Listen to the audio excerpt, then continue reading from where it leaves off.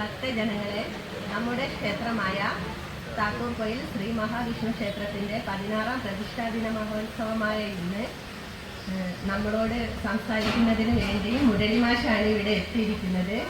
മാഷ് ആര്യാനം സ്കൂളിലെ മാഷായി റിട്ടയർ ചെയ്തതിന് ശേഷം മാതൃഭൂമി റിപ്പോർട്ടറായിട്ടാണ് ഇപ്പോൾ പ്രവർത്തിക്കുന്നത്. എന്നെ പഠിപ്പിച്ച മാഷാണ്. സ്കൂളിൽ പോകുന്നതിന് ശേഷം ഇപ്പോഴാണ് മാഷെ കാണാൻ പറ്റിയത്. പിന്നെ സാറെ ഇങ്ങനെ സ്വാഗതം ചെയ്യാൻ കഴിയുന്നതിൽ എനിക്ക് നല്ല അഭിമാനമുണ്ട്.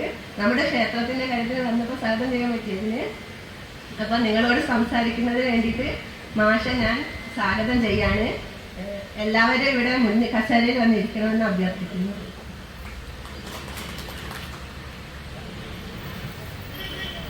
എനിക്ക് വീട് കിട്ടിയത് ഇങ്ങനെ ഒരു പ്രോഗ്രാം ഉണ്ട്, പങ്കെടുക്കാൻ സന്തോഷം. എനിക്ക് അതിലേറെ സന്തോഷം. നമ്മുടെ ക്ഷേത്രത്തിൻ്റെ പ്രതിഷ്ഠാ വാർഷികോത്സവമാണ്. എത്രാമത്തെ വാർഷികം? 16. സംസാരിക്കൂല എല്ലാവരും? എന്നാൽ മുന്നോട്ട് എനിക്ക് കുറെ ഇടയ്ക്ക് സംസാരിച്ചു പോവാം. ആ ഫാൻ ഉണ്ടോ അവിടെ ഇരുന്നു? ഞാനോട്ട് വരാം. ഓക്കെ.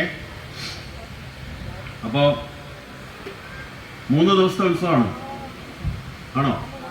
അങ്ങനെ നമ്മുടെ ഉത്സവത്തിന്റെ പരിപാടികളിലേക്ക് നമ്മൾ കടക്കുകയാണ്. ഈ ക്ഷേത്രങ്ങളെ കുറിച്ച് പറയുന്നത് എല്ലാ പ്രഭാഷകന്മാരും പറയുന്ന ഒരു പ്രധാനപ്പെട്ട ഒരു വാക്യമുണ്ട്, ക്ഷതാത്രായതേ ഇതി ക്ഷേത്ര, അല്ലേ? ശരിയാണോ? നിങ്ങൾ ഇടയ്ക്കിടയ്ക്ക് പ്രഭാഷണം കേൾക്കാറുണ്ടോ? ഉണ്ടോ? ഉണ്ട്? ഇല്ല? ഉണ്ട്. ഉണ്ട്. കുറച്ചുപേരുണ്ട്.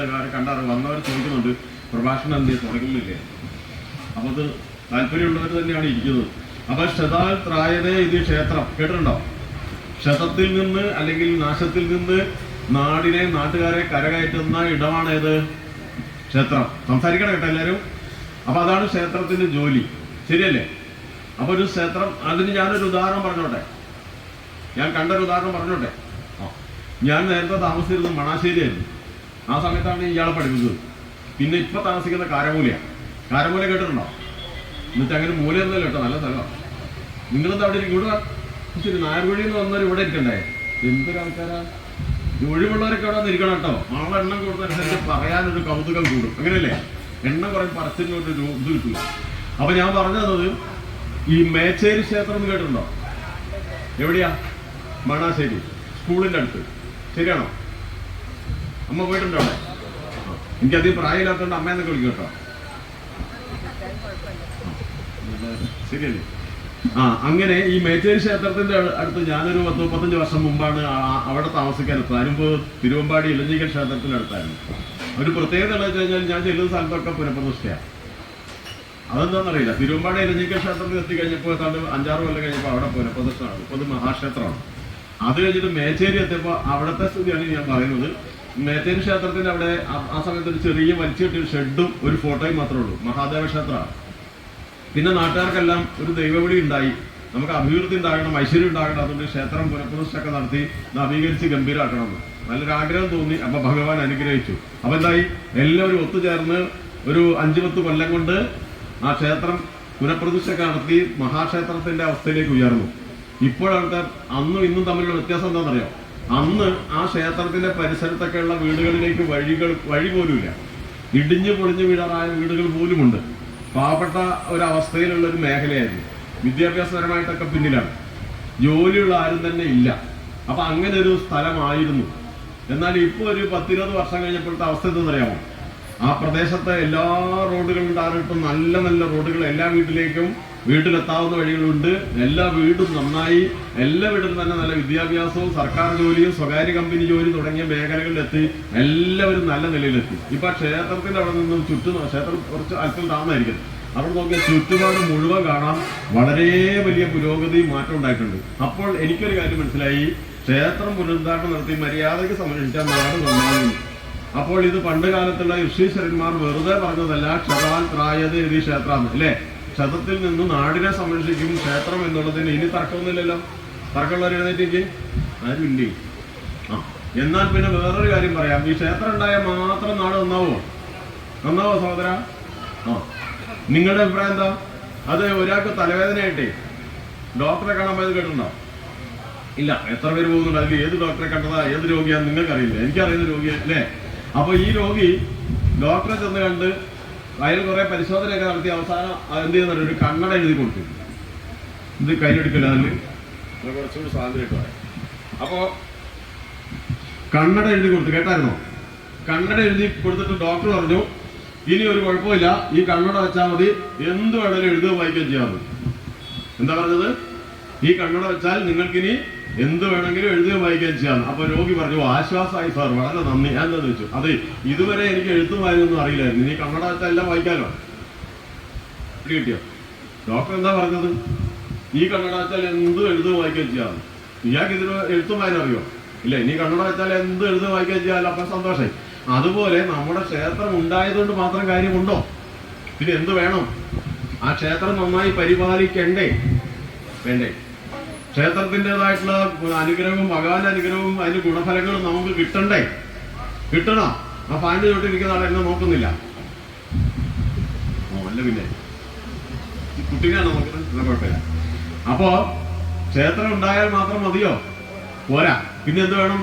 അത് നമുക്ക് ഗുണമാകുന്ന രീതിയിൽ നമ്മളത് പരിപാലിക്കണം. ശരിയാണല്ലോ?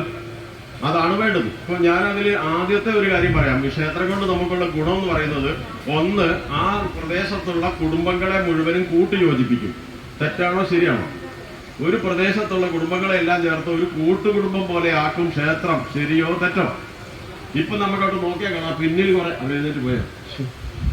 ഞാൻ വരുമ്പോ അവരെല്ലാവരും വട്ടത്തിലിരുന്ന് പച്ചക്കറി അരിയുന്നു. എന്തൊരു തിരക്കാരെന്ന് പറയാം, ഈ സുജാത അടക്കം. അപ്പൊ എത്ര ദിവസമായി നിങ്ങൾ കുറെ പേര് ഈ ക്ഷേത്രത്തിന്റെ ഈ ഉത്സവാഘോഷം നന്നാക്കാൻ വേണ്ടിയിട്ട് ഒന്നിച്ച് നടക്കുന്നു? ഇപ്പൊ നാട്ടിലുള്ള കുടുംബക്കാരെല്ലാം ഒരുമിച്ചല്ലേ ഇവിടെ ഉള്ളത്, അല്ലേ? കുറച്ചുകൂടി കഴിഞ്ഞാലോ, നമ്മൾ കുറച്ചുകൂടി കഴിഞ്ഞ് കഴിഞ്ഞാൽ അന്നദാനമൊക്കെ ആകുമ്പോഴത്തേക്കും കൂടുതൽ ആൾ വരും.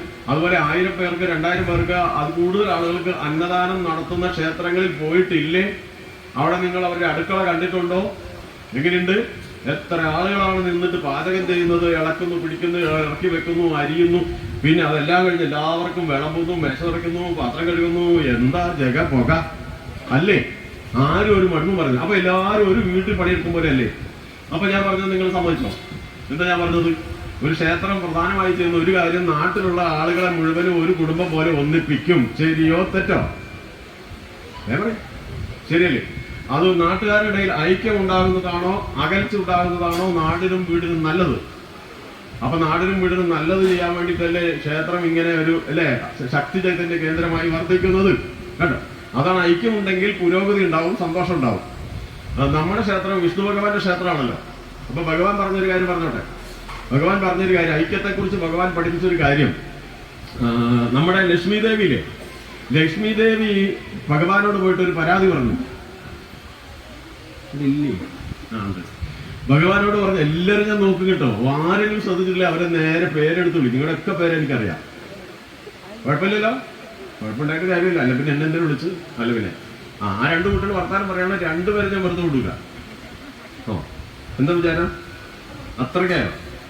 ഞാനോട്ട് വരുവേ, മുന്നേ വന്നിരുത്തും. ഞാൻ ഇമ്പോഷൻ എഴുതിക്കണം. 100 വട്ടം ഇമ്പോഷൻ എഴുതിയിട്ടിരിക്കുക. അപ്പൊ ഞാൻ പറഞ്ഞത് എന്തായിരുന്നു? നമ്മൾ പറഞ്ഞ മറന്നു. നിങ്ങൾ വർത്താനം പറഞ്ഞു. എന്തായിരുന്നു നമ്മൾ പറഞ്ഞത്? ലക്ഷ്മി ദേവി പറഞ്ഞ കാര്യമല്ലേ? ഓർത്ത് പറയണട്ടെ, ഇറക്കാൻ പറ്റും, മറന്നുപോകും. അപ്പൊ ലക്ഷ്മി ദേവി പറഞ്ഞ കാര്യം, ദേവി പറഞ്ഞു, ഭഗവാനെ എന്താണ് ദേവി, ഭഗവാൻ എന്താണ് ഈ തിരിച്ച വ്യത്യാസം കാണിക്കുന്നത്? എന്ത്? ഞാൻ അങ്ങനെയൊന്നും കാണിച്ചിട്ടില്ല. ഡിസ്ക്രിമിനേഷൻ, വിവേചനം. ആരോട്? ദേവന്മാരോടും അസുരന്മാരോടും ഭഗവാൻ 2 തരത്തിലാണ് പെരുമാറുന്നത്. മനസ്സിലായോ? ദേവന്മാർക്ക് എല്ലാ സുഖ സൗകര്യങ്ങളും ഉണ്ട്, അസുരന്മാർക്ക് എല്ലാ ദുരിതവും ഉണ്ട്. ഇതെന്താ ഇങ്ങനെ ഭഗവാൻ ചെയ്യുന്നത്? ഭഗവാൻ എങ്ങനെ ചെയ്യാൻ പാടുണ്ടോ? ഉണ്ടോ? ഇല്ല. പിന്നെ എങ്ങനെ ചെയ്യണം? 2 കൂട്ടരോട് ഒരുപോലെ ചെയ്യണ്ടേ? 2 മക്കളുടെ 2 മക്കൾക്ക് ഒരുപോലെ വേണ്ടേ? വേണ്ടേ? ശരിയാണോ? ഇതെന്താ ഭഗവാന്? അപ്പൊ ഭഗവാൻ പറഞ്ഞു, ദേവിക്ക് തോന്നുന്നതാണ്, നമ്മൾ അങ്ങനെയൊന്നും അല്ല. കണ്ടോ? എന്ത് പറഞ്ഞാലും ഭഗവാൻ എന്തെങ്കിലും ഒരു ന്യായം പറയാന്നല്ലാണ്ട് കാര്യം നടക്കാൻ പോകുന്നില്ല. ആ അസുരന്മാരുടെ കഷ്ടപ്പാട് കണ്ട സൈക്കിൾ, ദേവന്മാർക്കാണ് ജരാനരകളില്ല, സുഖസുന്ദരമായിട്ട് എന്താണ് അവരുടെ സൗഖ്യം? ഇവരിങ്ങനെ നരകിക്കുകയും. ഇതൊരു ശരിയേടല്ലേ? ഓ, അങ്ങനെ നിർബന്ധമാണെങ്കിൽ ദേവിക്ക് ഇതിനുള്ള പരിഹാരം ഞാൻ ഉണ്ടാക്കി തരാം, പ്രശ്നം പരിഹരിക്കാം. അതുപോലെ പിണങ്ങിയോ? എന്നോട് പിണങ്ങിയാൽ ഞാൻ പിണങ്ങൂല, പോരെ? നല്ല പിന്നെ. അപ്പോ എന്നാ നമുക്ക് പരിഹാരം ഉണ്ടാക്കി തരാമെന്ന് പറഞ്ഞു. എന്ത് ചെയ്തു? ഭഗവാൻ ഒരു കാര്യം ചെയ്തു. ദേവന്മാരെയും അസുരന്മാരെയും വിളിച്ചിട്ട് പറഞ്ഞു, അടുത്ത ദിവസം ഞായറാഴ്ച താത്തൂര് വെച്ച് ഈ വയലിൽ ഒരു വലിയ സമ്മേളനം നടക്കാൻ പോവാണ്. ദേവന്മാരുടെയും അസുരന്മാരുടെയും സമ്മേളനം. എവിടെ നടക്കുന്നത്? താത്തൂര്. കാരണം ഇവിടെ വയലില്ലേ, നല്ല സ്ഥലമാണല്ലോ. എന്നിട്ട് ഭഗവാൻ പറഞ്ഞു, അവിടെ മുക്കത്തുനിന്ന് വന്നപ്പോൾ സ്വാഗതം പറഞ്ഞു. എന്റെ പേര് മനസ്സിലായോ? എന്റെ പേര് എല്ലാവർക്കും ഓർമ്മയുണ്ടോ? കഴിയുമ്പോൾ ഞാൻ ചോദിക്കാം, എന്റെ പേരെന്താന്ന്. പറഞ്ഞില്ലെങ്കിൽ സങ്കടത്തോടെ പോകും. എന്താ എൻ്റെ പേര്? ആ കൊച്ചു എന്തൊക്കെ പറയുന്നത്. എൻ്റെ പേര് അറിയോ? പിന്നെ പറഞ്ഞുതരാം.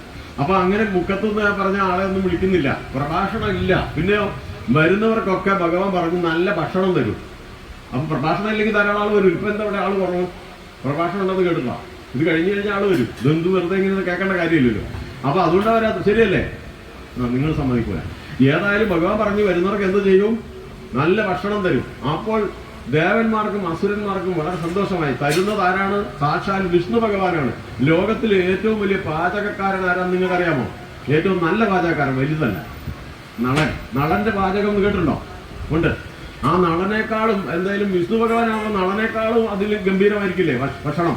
അതുകൊണ്ട് ദേവന്മാരും അസുരന്മാരും ഈ പരിപാടി വരാൻ വേണ്ടി കാത്തിരുന്നു എന്ന് മാത്രമല്ല, 1-2 ദിവസം ഭക്ഷണമൊക്കെ കഴിക്കാതെ ചുക്കുവെള്ളമൊക്കെ കുടിച്ച് വയറൊക്കെ നല്ലോണം കാലിയാക്കിയിട്ടാണ് വരുന്നത്. അങ്ങനെ എല്ലാവരും വന്ന് ഭഗവാൻ എന്ത് ചെയ്തു? 2 കൂട്ടർക്കും മനസ്സിൽ വിചാരിച്ചു 2 പന്തൽ. എന്നിട്ട് നടുവിൽ ഇതുപോലെ ഒരു ഇത് കെട്ടി തിരിച്ചു.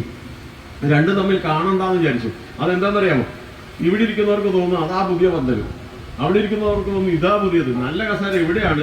അസുരന്മാർക്ക് പിന്നെയും വിവേചനമാണ്. ഇങ്ങനെയൊക്കെ തോന്നിയിട്ടൊരു അല്ലെ സംശയമുള്ളിടത്ത് അങ്ങനെയൊക്കെ തോന്നും. ഇനി അങ്ങനെ ഒന്നും തോന്നണ്ടാന്ന് കരുതിയാണ് ഒരേ പന്തലിട്ടിട്ടും ഭഗവാൻ എന്ത് ചെയ്തത്? നടുവിലൊരു മറ കിട്ടിയത്. എന്നിട്ട് 2 കൂട്ടർക്കും വന്ന് ഇരുന്നോളാൻ പറഞ്ഞു. ഇരിക്കാന്ന് പറഞ്ഞാൽ അന്ന് ഇരിക്കുന്നത് ഇതുപോലെ കസേര ഇട്ടിട്ടല്ല. ആണോ? അന്ന് ഭക്ഷണം കഴിക്കുന്നത് എങ്ങനെയാണെന്ന് കുട്ടിക്കറിയോ? മുതിർന്നവർക്കറിയാം. നമ്മൾ നിലത്തിരുന്ന് ഭക്ഷണം കഴിച്ചവരില്ലേ?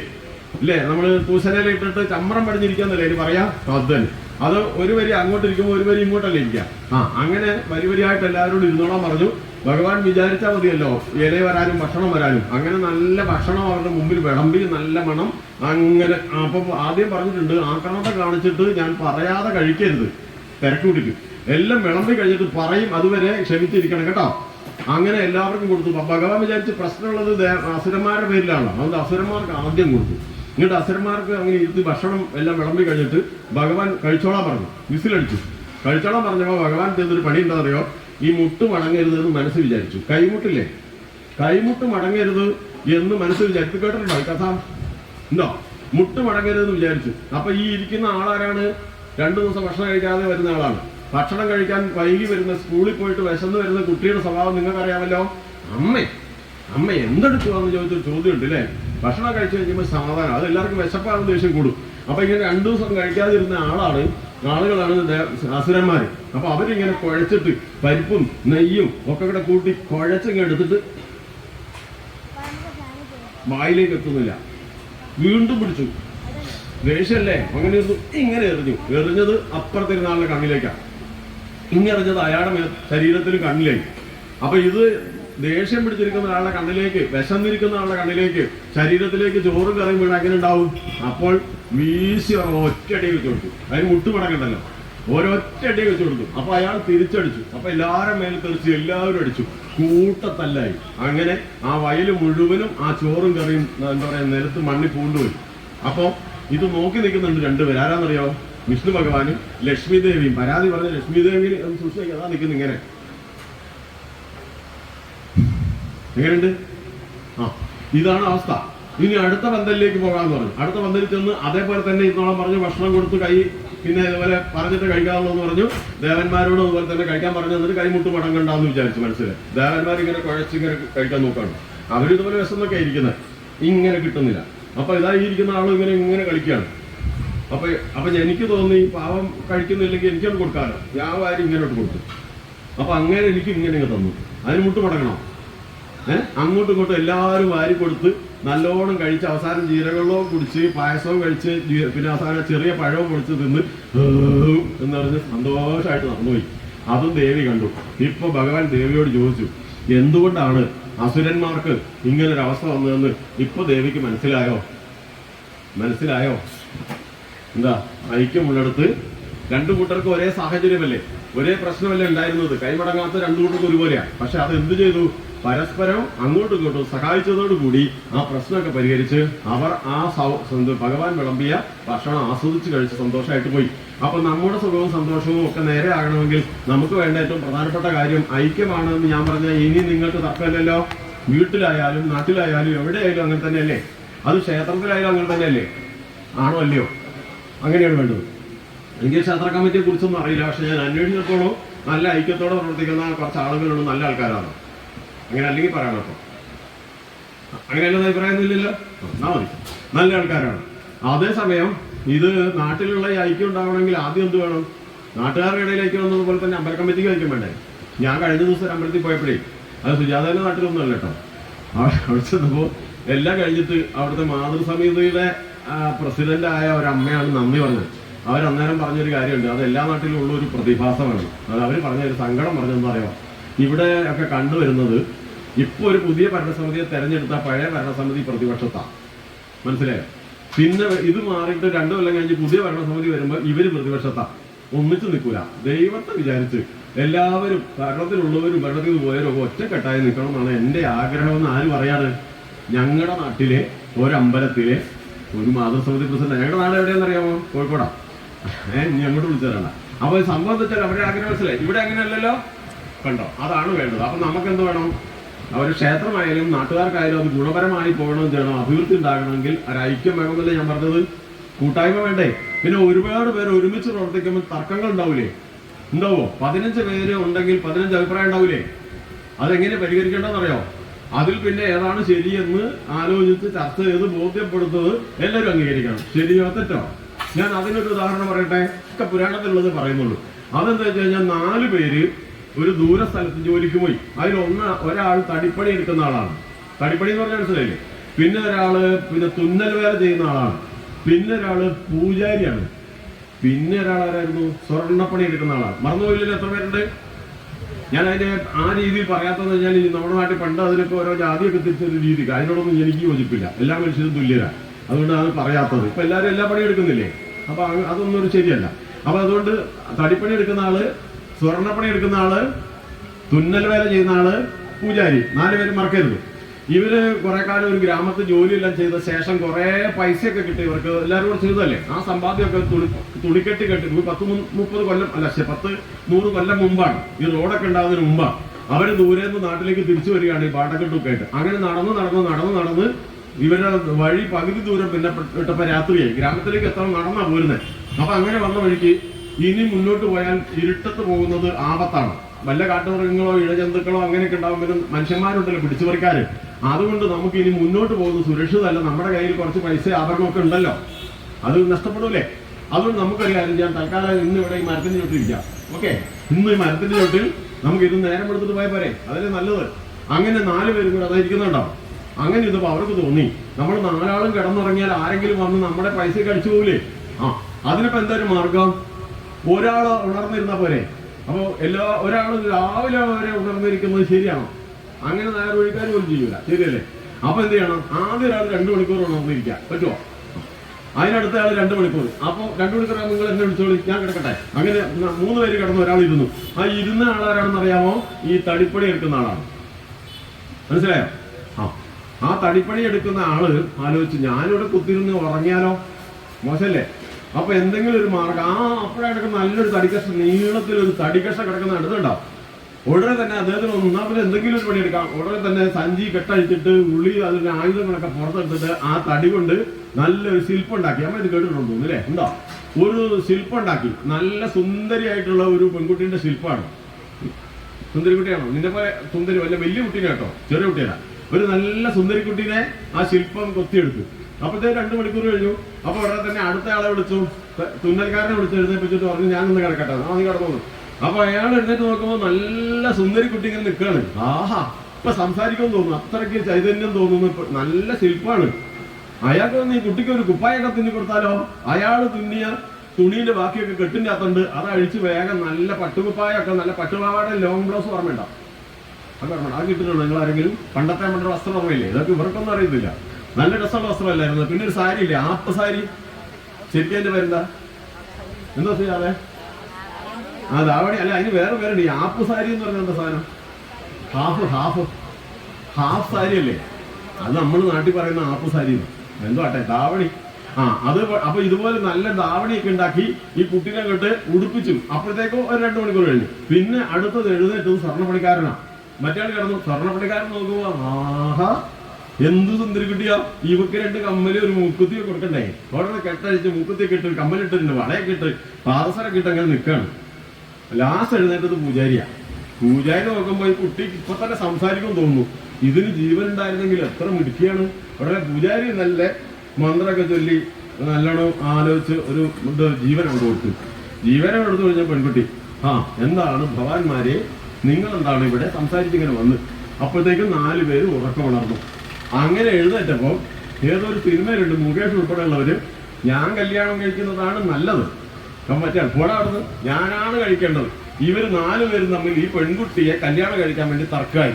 അപ്പൊ അങ്ങനെ പണ്ട് നമ്പ്യാർ ഏതൊരു പാട്ട് പാടിയിട്ടില്ലേ, കനകം മൂലം കാമിനി മൂലം കലകമ്പല വിധമുലകിൽ സുലഭം, അത് തന്നെയാണ് തുടങ്ങി. ആകെ പ്രശ്നമായി. ഇത്രയും ദിവസം ഒന്നിച്ച് നടന്ന് പണിയെടുത്ത് എല്ലാം അവസാനം ഒരു പെണ്ണിനെ കണ്ടപ്പോ എന്താ ചെയ്യാല്ലേ. അപ്പോൾ ഭാഗ്യത്തിന് ഈ താത്തൂരുകാരായിട്ടുള്ള ഒരാൾ, ഇതാണെന്ന് എനിക്കറിയില്ല, ഒരു നല്ല മനുഷ്യൻ ആ വഴി വന്നു. ഇത് കണ്ടു ചോദിച്ചു, എന്താണ് 4 ആളും കൂടി പുലർച്ച കിടക്കുന്ന അടി കൂടുന്നത്, എന്ത് പറ്റിയെന്ന് ചോദിച്ചു. അപ്പൊ പറഞ്ഞു, ഞങ്ങളിങ്ങനെ ഈ പെണ്ണിനെ കല്യാണം കഴിക്കുന്ന ആര് വേണോ തർക്കത്തിലാണ് ഞങ്ങൾ അങ്ങനെ അടി കൂടുകയാണ്. എന്നാ എല്ലാവരും ഇരിക്കാൻ പറഞ്ഞോണ്ട് ഇരുത്തി. പ്രശ്നം ഞാൻ പരിഹരിച്ചു തരാം. ആയിക്കോട്ടെ, ആരാണ് ഈ പെൺകുട്ടീന്റെ ശില്പം ഉണ്ടാക്കിയത്? അത് ഞാനാണ്. എടോ, ജന്മം കൊടുത്ത ആളല്ലേ താൻ, അച്ഛന്റെ സ്ഥാനത്തല്ലേ, കല്യാണം ആലോചിക്കാമോ താൻ? അയ്യേ, ഞാനത് ആലോചിച്ചിട്ടോ, അബദ്ധം പറ്റി. അടുത്ത ആള് ചോദിച്ചു, ആരാണ് മാലയും വളയൊക്കെ കൊടുത്തത്? അത് ഞാനാണ്. എടോ, അമ്മോനല്ലേടാ കുട്ടിക്ക് ആഭരണം കൊടുക്കുന്നത്? അമ്മാവൻ കല്യാണം കഴിക്കുമോ മരുമകളെ? ഇല്ലല്ലോ. അയ്യേ. അടുത്തത്, പിന്നെ ആരാണ് ജീവൻ നൽകിയത്? ഞാനാണ് പൂജാരി. ജീവൻ നൽകിയ ആളും അച്ഛന്റെ സ്ഥാനത്തല്ലേ? അച്ഛന്റെ സ്ഥാനത്ത് മകളുടെ സ്ഥാനത്തുള്ള കുട്ടിയെ കല്യാണം കഴിക്കാൻ പറ്റുമോ? നാണക്കേട്, അബദ്ധം പറ്റിയതാണ്. പുടവ കൊടുത്തത് ആരാണ്? ഞാനാണ്. പുടവ കൊടുത്തത് തയ്യക്കാരനല്ലേ? ഓൻ കെട്ടട്ടെ, നിങ്ങൾ കുരവയിട്. അപ്പൊ പ്രശ്നം പരിഹരിച്ചു. എന്ത് ചെയ്തു? ശരിയാണ് പറഞ്ഞതെന്ന് ബോധ്യമായി. ആ തുന്നക്കാരനെ കൊണ്ട് കുട്ടീനെ കല്യാണം കഴിപ്പിച്ച് അവരൊന്ന് 4 പേരും കൂടെ കുരവയൊക്കെ ഇട്ട് 5 പേരായി അങ്ങോട്ട് പോയി. ഇപ്പൊ എന്താ നിങ്ങൾക്ക് മനസ്സിലായത്? നമ്മുടെ പുരാണത്തിലൊരു കഥയാണേ. അതായത് അഭിപ്രായ വ്യത്യാസങ്ങൾ എല്ലായിടത്തും ഉണ്ട്. പക്ഷെ എന്ത് ചെയ്യണം? അതിൽ ശരി എന്താണെന്ന് മനസ്സിലാക്കി അതിനെ ഉൾക്കൊണ്ട് ഒരഭിപ്രായത്തിൽ എത്തിച്ചേർന്ന് മുന്നോട്ട് പോകണം. തർക്കം കൊണ്ടിരുന്ന കാര്യം നടക്കുമോ? ഇപ്പൊ മനസ്സിലായില്ലേ? ഇതാണ് ഞാൻ പറഞ്ഞത്. ഇനി അതുപോലെ തന്നെ ക്ഷേത്രം കൊണ്ടുള്ള കാര്യങ്ങളാണോ നമ്മൾ പറഞ്ഞു തുടങ്ങിയത്.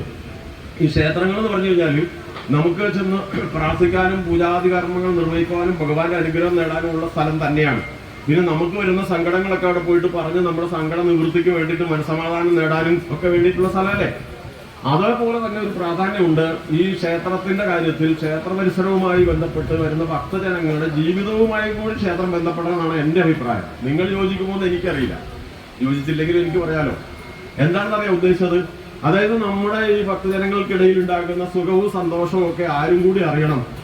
സഹോദരി, ക്ഷേത്ര കമ്മിറ്റിക്കാരറിയണ്ടേ? കമ്മിറ്റിക്കാരെന്ന് പറഞ്ഞാൽ അവർ മാത്രമല്ല, കൂടെ ഉള്ളവരല്ലല്ലോ. എന്തിനാണ്?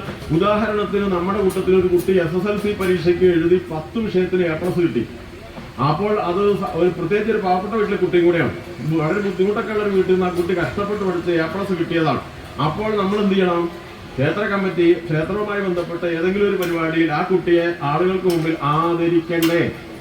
ഇനി നിങ്ങൾ ആദരിക്കുമ്പോൾ ഞാൻ ഒരു കാര്യം പറഞ്ഞേക്കാം. ആദരിക്കുമ്പോൾ A+ ഫുള്ളല്ല, ഒരു A+ ഇല്ലെങ്കിലും ആ കുട്ടീനെ ആദരിക്കണം. അല്ലെങ്കിൽ തെരഞ്ഞു വന്ന് ഞാൻ നിങ്ങളോട് വഴക്കുണ്ടാക്കും. കാരണം ഏതെങ്കിലും കാരണവശാൽ A+ ഇല്ലാന്ന് വിചാരിച്ച ആ കുട്ടി മോശമാണോ? ഈ നിങ്ങളോട് സംസാരിക്കുന്നത് എനിക്ക് ജീവിതത്തിൽ ഒരു A+ കിട്ടിയിട്ടില്ല.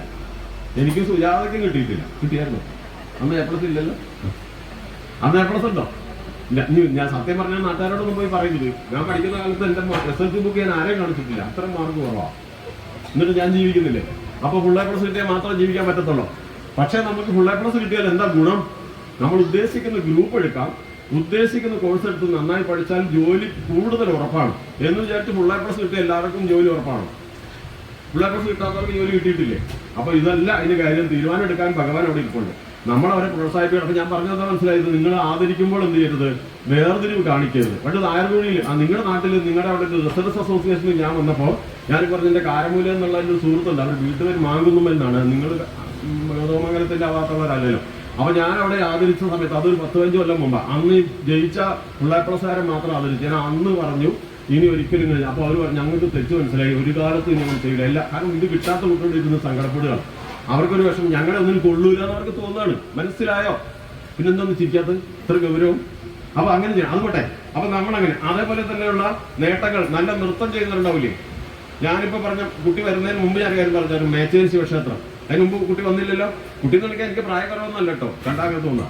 അപ്പൊ നേരത്തെ കൂടുതലാന്ന് പറഞ്ഞത്, കുറവാന്ന്. അപ്പൊ എന്താ പറയുന്നത്, അവിടെ നീ ഉദാഹരണത്തിന് ഇപ്പൊ അവിടെ ഈ കഴിഞ്ഞ ഉത്സവത്തിന് വേണ്ടി ഈ നമ്മളിപ്പോ ക്ഷേത്രങ്ങളിലെല്ലാം പ്രാദേശിക കലാപരിപാടികളാണ് കൂടുതൽ ചെയ്യുന്നത്. നിങ്ങൾക്കറിയാമോ? ഇവിടെ അങ്ങനെ തന്നെയാണോ? ആണോ? അങ്ങനെ ചെയ്യണം. എന്താണെന്നറിയാം, അപ്പൊ നമ്മൾ കൊല്ലത്തുനിന്ന് ഒരു ടീമിനെ കൊണ്ടുവന്ന് 30 ലക്ഷം കൊടുത്താൽ പൈസ കൊണ്ട് പോയില്ലേ. പരമാവധി എന്ത് ചെയ്യണം, വേണ്ടെന്നല്ല പുറത്തുനിന്ന്, പക്ഷെ പരമാവധി അവനവന്റെ നാട്ടിലെ കലാപരിപാടികളും സംവിധാനം ഉപയോഗിച്ചാൽ ആ പൈസ നാട്ടിലുണ്ടാവില്ലേ, അത്രയും പൈസ വേണ്ട. അപ്പൊ മേച്ചേരി ക്ഷേത്രത്തിൽ മാതൃസമിതി എല്ലാം കൂടി മനോഹരമായി നമ്മുടെ ഇതില് നാടോടി എന്തെങ്കിലും കൈകൊട്ടിക്കളി അതേതായിരുന്നു എന്റെ പേര്, തിരുവാതിര. ഈ തിരുവാതിര ഗംഭീരമായി അവതരിപ്പിച്ച് ഗുരുവായൂർ ക്ഷേത്രത്തിൽ അപ്ലൈ ചെയ്ത് കഴിഞ്ഞ ആഴ്ച അവിടെ പോയി കളിച്ചിട്ട് വന്നിട്ടുണ്ട് ആ ടീം. നിങ്ങളാരും അറിഞ്ഞില്ല, സോഷ്യൽ മീഡിയയിലൊക്കെ ഉണ്ട്. അപ്പൊ നിങ്ങളുടെ ആരെങ്കിലും ഗ്രൂപ്പ് ഞാൻ ചേർക്കാൻ പറയാം, പോയി കഴിഞ്ഞാൽ നല്ലതാ, അങ്ങോട്ടും ഇങ്ങോട്ടും ബന്ധം വേണ്ടേ. അപ്പൊ എന്ത് ചെയ്യണം, അവരെ ആ കളിച്ചു വന്നവരെ എന്ത് ചെയ്യണം, അടുത്ത പരിപാടിക്ക് അവരെ വിളിച്ച് ആദരിക്കണ്ടേ. ഇപ്പൊ മനസ്സിലായി എങ്ങനെയാ നാട്ടുകാരുടെ ഇടയിൽ ഇടപെടുന്നതെന്ന്. അപ്പൊ കുട്ടികൾ നേട്ടം ഉണ്ടാക്കുന്നത്, അതുപോലെ പലതരത്തിലുള്ള നേട്ടങ്ങൾ, ഓടുന്നതിന്, ചാടുന്നതിന്, നൃത്തം ചെയ്യുന്നതിന് എല്ലാം ഉണ്ട്. കഴിവുള്ള കുട്ടികളുണ്ട്, അവർക്ക് അതുപോലെ പരീക്ഷ ജയിച്ചതിനൊക്കെ നമ്മൾ എന്ത് ചെയ്യണം, ആ കുട്ടികളെയൊക്കെ നമ്മൾ വിളിച്ച് ആദരിക്കുകയും അഭിനന്ദിക്കുകയും ചെയ്താൽ ആ വീട്ടുകാരൊക്കെ ക്ഷേത്രത്തിൽ വരുമല്ലയോ, നമ്മുടെ കൂടെ ഉണ്ടാവില്ലേ, ഉണ്ടാവുമോ? അങ്ങനെയാണ് ഭക്തജനങ്ങളെ കൊണ്ടുവരേണ്ടത്. അത് തന്നെയല്ല, നമ്മൾ അറിഞ്ഞ് വേറെ ഇപ്പൊ ഒരു വീട്ടിൽ ഒരു കല്യാണം നടക്കുന്നുണ്ട്, ആ വീട്ടിൽ അച്ഛനില്ല, അമ്മ മാത്രമേ ഉള്ളൂ, വളരെ ബുദ്ധിമുട്ടാണ്, കല്യാണം എങ്ങനെയോ കഷ്ടപ്പെട്ടാണ് നടക്കുന്നത്. അപ്പൊ നമ്മൾ എന്ത് ചെയ്യണം, ഉടനെ തന്നെ നമ്മുടെ വാട്സാപ്പ് ഗ്രൂപ്പ് ഉണരണം. ക്ഷേത്ര കമ്മിറ്റിക്ക് വാട്സാപ്പ് ഗ്രൂപ്പ് ഉണ്ടാവില്ലേ, പൊതുയോഗത്തിൽ ഉണ്ടാവില്ലേ, നിങ്ങൾക്കുണ്ടാവും. അതിലുടനെ ഒരു ഇതിലുടനെ നമ്മളിങ്ങനെ ആളും പേരും എഴുതരുത്. നമ്മുടെ വളരെ പ്രധാനപ്പെട്ട ഒരു സഹായം ചെയ്യാനുണ്ട്, ഇന്ന വീട്ടിൽ കുട്ടിയുടെ കല്യാണമാണ്, നമുക്ക് എന്താ കൊടുക്കണം. അപ്പൊ എന്ത് ചെയ്യും, ഇങ്ങനെ ചെയ്യാൻ പറഞ്ഞാൽ നമ്മൾ കൊടുക്കൂലേ. അപ്പൊ 10, 200, 500, 1000 ആയിട്ട് കിട്ടും, നല്ല സംഖ്യ കൊടുക്കാൻ പറ്റത്തില്ലേ. അതുപോലെ നമ്മൾ പെട്ടെന്ന് കേട്ട് ഒരാൾക്ക് അപകടം വന്ന് മെഡിക്കൽ കോളേജില്ല, അപ്പൊ എന്ത് ചെയ്യണം, ചികിത്സിക്കാൻ പെട്ടെന്ന് പൈസ ഇല്ലാത്തവരെന്ന് പറഞ്ഞാൽ നമുക്ക് ഉണ്ടാക്കി കൊടുക്കാൻ പറ്റുമോ? ഈ എന്റെ നാട്ടില് പിന്നെ മണാശ്ശേരിയിൽ ഒരു ക്ഷേത്രമുണ്ട്, കുന്നത്ത് തൃക്കോവിൽ. കുട്ടി കേട്ടിട്ടുണ്ടോ? ഇല്ലേ? കുന്നത്ത് തൃക്കോവിൽ അറിയില്ല, വലിയ ക്ഷേത്രമുണ്ടോ? ആ ക്ഷേത്രം കഴിഞ്ഞ 18 പ്രളയകാലത്ത് ഞങ്ങളുടെ നാട്ടുകാരട്ടോ, അസൂയപ്പെട്ട ഒരു കാര്യമില്ല, ഞങ്ങളുടെ നാട്ടിൽ ഒരു അമ്മയുടെ വീട് ഒഴുകിപ്പോയി. വീടൊഴുകിപ്പോയപ്പോൾ എന്ത് ചെയ്തു, കുന്നത്ത് തൃക്കോവിൽ ക്ഷേത്രം ഇതേപോലെ തന്നെ പൈസ സമാഹരിച്ച്, കേട്ടിട്ടുണ്ടോ, ആ വീട് വെച്ചു കൊടുത്തു. എന്ത് തോന്നുന്നു, നാട്ടുകാർ കൂടെ നിൽക്കില്ലയോ, പിരിവിന് ചെന്നാൽ തരുമോ? ഓക്കെ ആണോ? അപ്പൊ ഇതുപോലെ ഞാൻ വിശദീകരിക്കണ്ടല്ലോ, അങ്ങനെ ഒരുപാട്. അതുപോലെ എല്ലാ ക്ഷേത്രങ്ങളും, ഞാൻ താമസിക്കുന്നത് പിന്നെ കുമാരനെല്ലൂർ സുബ്രഹ്മണ്യ സ്വാമി ക്ഷേത്രത്തിന്റെ ഗേറ്റിനോട് ചേർന്ന ആ ക്ഷേത്രം ഈ അടുത്ത ദിവസം അവിടെ 2 പേർക്ക് കിഡ്നി രോഗികൾക്ക് ചികിത്സാ സഹായമായിട്ട് ഇങ്ങനെ പിരിവ് തുടങ്ങി. ആ ക്ഷേത്രത്തിലുള്ള എല്ലാവരും കൂടി ചേർന്ന് 2 തവണയും പൈസ കൊടുത്തു. അപ്പൊ ഇങ്ങനെയൊക്കെ ചെയ്യുമ്പോൾ നമ്മൾ ആരാ തീരും, നാട്ടിന്റെ ക്ഷേമത്തിൽ പങ്കെടുക്കുന്ന ക്ഷേത്ര കമ്മിറ്റിയിലെ ആളുകളാവൂലേ. അപ്പൊ എല്ലാവരും വരൂലേ. അപ്പൊ നമ്മൾ ഉത്സവത്തിന് പിരിവിന് ചെന്നാൽ 500 തരാൻ വിചാരിച്ചാൽ 1000 തരും. ഓക്കെ ആണോ? അപ്പൊ ഇതുപോലെ ഇടപെടണം എന്നല്ലേ ഞാൻ പറഞ്ഞുള്ളൂ. സമ്മതിച്ചോ? എന്നാൽ ഇത് മാത്രം മതിയോ? ഈ താൽക്കാലികമായി കൊടുക്കുന്ന സഹായം നിങ്ങൾ വേഗം വരാൻ പറഞ്ഞു. താൽക്കാലികമായി ഇവരല്ലേ നേരത്തെ വരുമെന്ന് പറഞ്ഞ് ഓടിയോ കണ്ണീർ മഴയത്ത് ഞാനൊരു കൊടയും ചൂടി. എന്നെ അറിയോ? ഇല്ല, എന്നാ ഞാൻ തന്നെയാ ഇടുക്കി. ഒരാളെ വെറുതെ വിടുന്നല്ലേ, ഒരു ഓടിക്കല്ലേ, നമ്മുടെ ആൾക്കാരല്ലേ, പാവങ്ങളല്ലേ, കണ്ടിട്ട് തോന്നുന്നു കുഞ്ഞുങ്ങളെ കുത്തിരിക്കി. ഇനി അതുകൂടാതെ നമ്മൾ പൈസ കൊടുത്ത് സഹായിച്ചാൽ മാത്രം മതിയോ? നിങ്ങളുടെ അഭിപ്രായങ്ങൾ നിങ്ങൾ ആലോചിച്ച് പറയണം. ഒരാൾക്ക് പണം കൊടുത്ത് സഹായിക്കുന്നതാണോ അറിവ് കൊടുത്ത് സഹായിക്കുന്നതാണോ പ്രധാനം?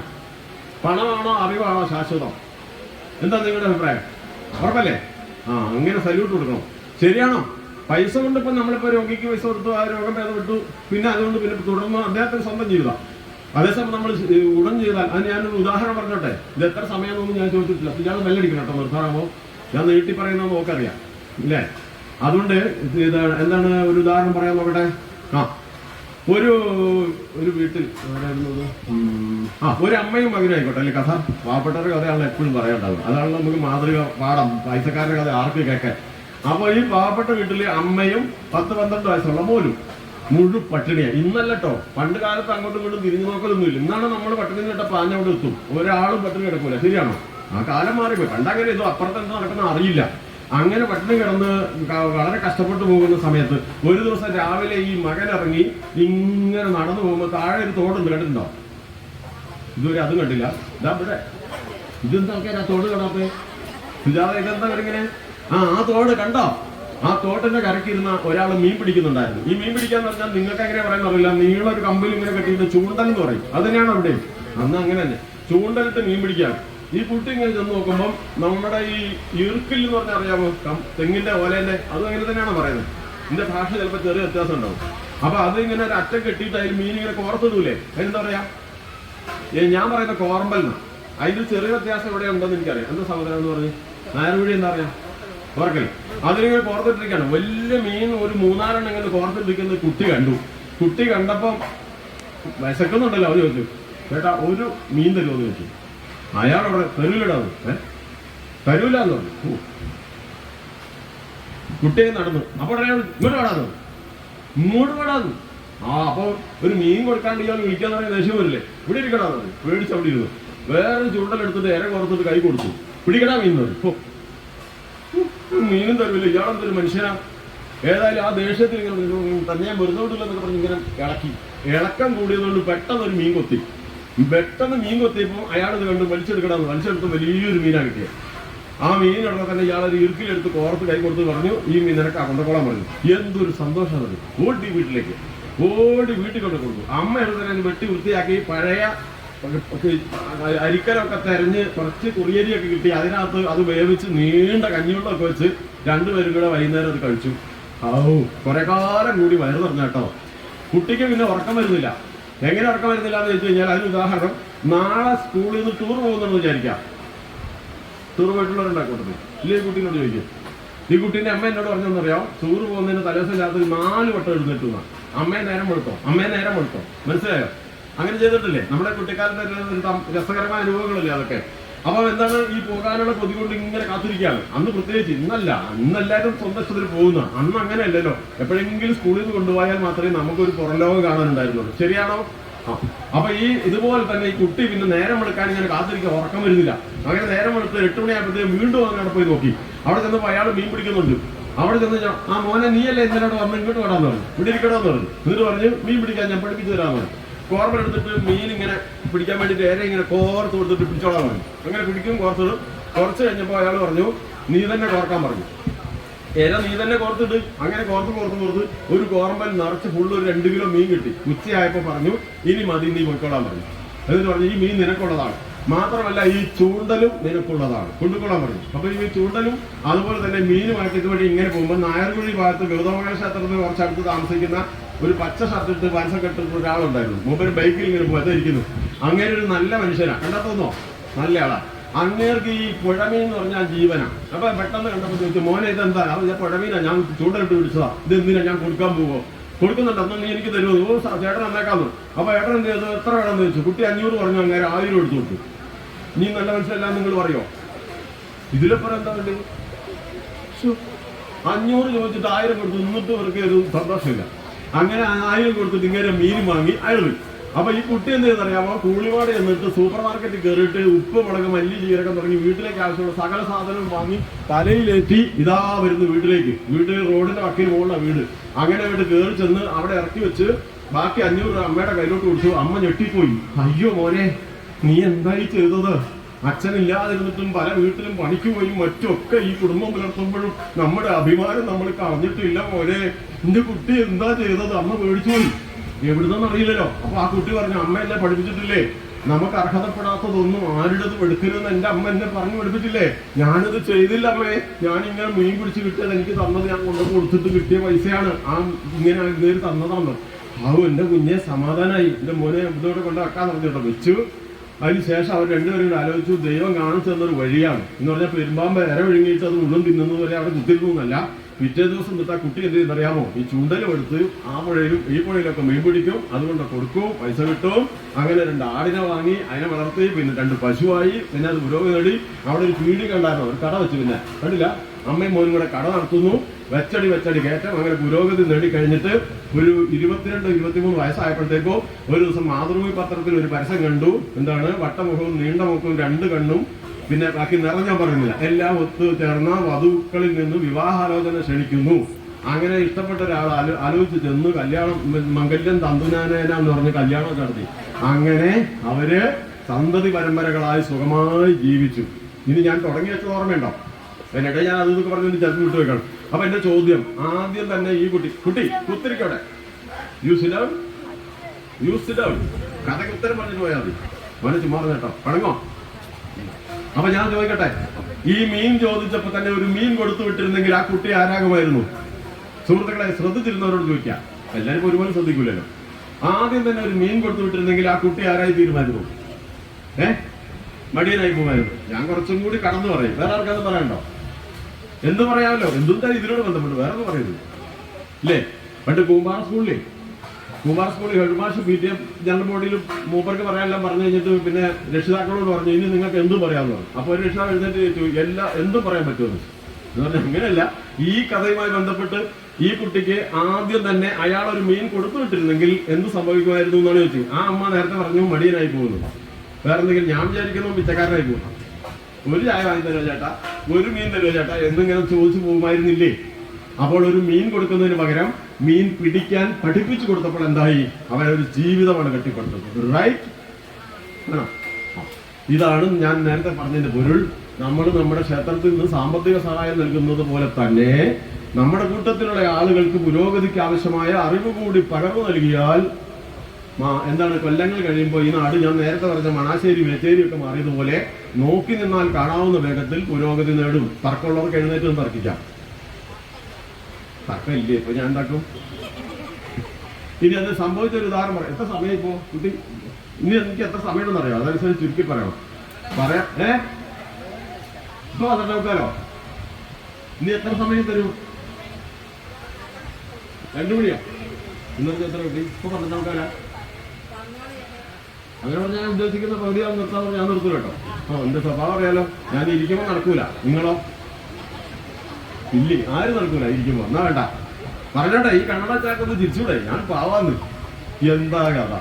ഞാൻ സാധാരണ പറയാൻ പോലെ അവസരം ആദ്യം വന്ന സ്ഥലമായാലും സ്വന്തം വീട്ടിലുള്ള കുടുംബാംഗങ്ങളെ പോലെ കണ്ടിട്ട് ഞാൻ സംസാരിക്കും. അതുകൊണ്ട് ഞാൻ അങ്ങനെ ഇടപെട്ട് പറയും. അത് നിങ്ങൾക്ക് വിരോധ കുറവില്ലല്ലോ?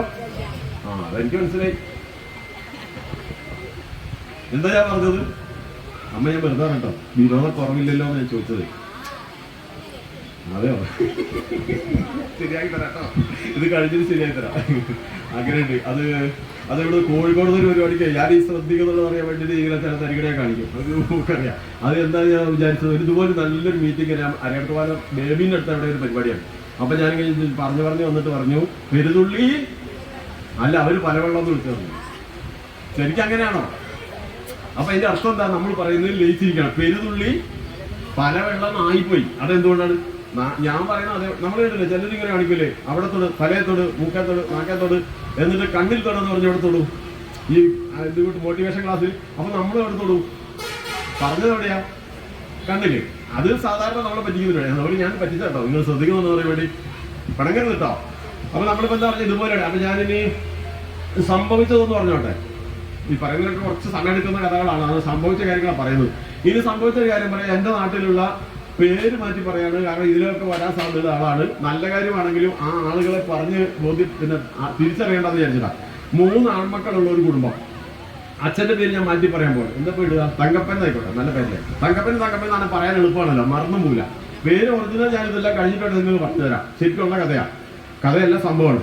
ഇതുപോലെ എന്റെ അനുഭവം അതെന്ന് വെച്ചാൽ തങ്കപ്പൻ എന്ന് പറയുന്ന ആള് നമ്മൾ ഉണ്ടാക്കിയ പേരാ. ഈ തങ്കപ്പൻ വളരെ കുട്ടിക്കാലത്ത് വളരെ കഷ്ടപ്പെട്ടിട്ട് വളരെ ദാരിദ്ര്യം പിടിച്ച ജീവിതമായിരുന്നു അന്നത്തെ കാലം പ്രത്യേകിച്ച്. ഇപ്പൊ അദ്ദേഹത്തിന് 60 വയസ്സുണ്ട്. അപ്പൊ അങ്ങനെ ഉള്ള സമയത്ത് സ്കൂളിൽ പോകുമ്പോൾ ഞാൻ അദ്ദേഹം പറഞ്ഞു കേട്ടിട്ടുണ്ട്, വീട്ടിൽ കയറിയിട്ട് പല സ്ഥലത്തും തേങ്ങ, നമ്മുടെ നാളികേരല്ലേ, അത് വാങ്ങിച്ചിട്ട് കൊണ്ടുപോയി പൊളിച്ചിട്ട് കൊടുക്കുമ്പോൾ 5 പൈസ കിട്ടും കൂടുതൽ. അങ്ങനെയൊക്കെ കിട്ടുന്നതുകൊണ്ട് ജീവിതത്തിൽ പാവത്തിന്റെ അവസ്ഥ എന്തായിരിക്കും? പക്ഷെ അയാൾ വഴിതെറ്റിപ്പോയില്ല. വളരെ നല്ല മനുഷ്യനായിരുന്നു. അങ്ങനെ ഉണ്ടല്ലോ ചിലർ എന്ത് ബുദ്ധിമുട്ടായിരുന്നല്ലോ ആ ജീവിതം സത്യസന്ധമായി മുന്നോട്ട് കൊണ്ടുപോകുന്ന നല്ല മിടുക്കനുമാണ് അയാൾ. നല്ല ഒരു മിടുക്കനാണ്. പിന്നീട് സാമ്പത്തികമായിട്ടൊക്കെ മെച്ചപ്പെട്ട് നല്ല നിലയിലെത്തി. കോഴിക്കോട് പരസ്യ കമ്പനിയുടെ ഏജൻസി എടുത്തു. പരസ്യ കമ്പനി എന്ന് പറഞ്ഞു കഴിഞ്ഞാൽ, ഞാൻ മുക്കത്ത് മാതൃഭൂമിയുടെ റിപ്പോർട്ടറാണ്. ഈ ഒരു പത്രത്തിന്റെ നിങ്ങൾ എനിക്കൊരു നമ്പരത്തിന്റെ പരസ്യം തന്നാൽ 1 ലക്ഷത്തിന്റെ പരസ്യമാണ് തരുന്നത്, എനിക്ക് 15,000 രൂപ കിട്ടും. ഞാൻ വാങ്ങിയാൽ ഞാനിപ്പോൾ എന്ത് ചെയ്യും? നിങ്ങൾക്ക് വേണമെങ്കിൽ 15,000 കുറച്ച് തരില്ല, 10 കുറച്ച് 5 ഞാൻ നിങ്ങളോട് വാങ്ങും. അങ്ങനെയൊക്കെയാണ്. മനസ്സിലായോ? ഇത് ഞാൻ ഒന്നും വാങ്ങുന്നില്ല, പരസ്യം തരണ്ട. അത് ഞാൻ മനസ്സിലാക്കാൻ പറഞ്ഞ. അപ്പൊ ജ്വല്ലറിന്റെ ഒക്കെ ലക്ഷക്കണക്കിനല്ലേ കിട്ടുന്നത്. അങ്ങനെയാണ് പൈസയൊക്കെ നല്ലോണം കിട്ടിക്കഴിഞ്ഞാൽ 2 നില വീട് വെച്ചിട്ടോ 1 കല്യാണം കഴിച്ചോളൂ. എത്രയാ? 1 കല്യാണം. അങ്ങനെയാണ് 3 മക്കൾ. ഇനി ഞാൻ ഈ പറയുന്ന സംഭവം നടക്കുന്ന സമയത്ത് അവരെ മക്കൾ കുന്നമംഗലം സ്കൂളിലാണ് പഠിക്കാൻ നടക്കൂല അല്ലേ? ചുരുക്കം എന്താണ്?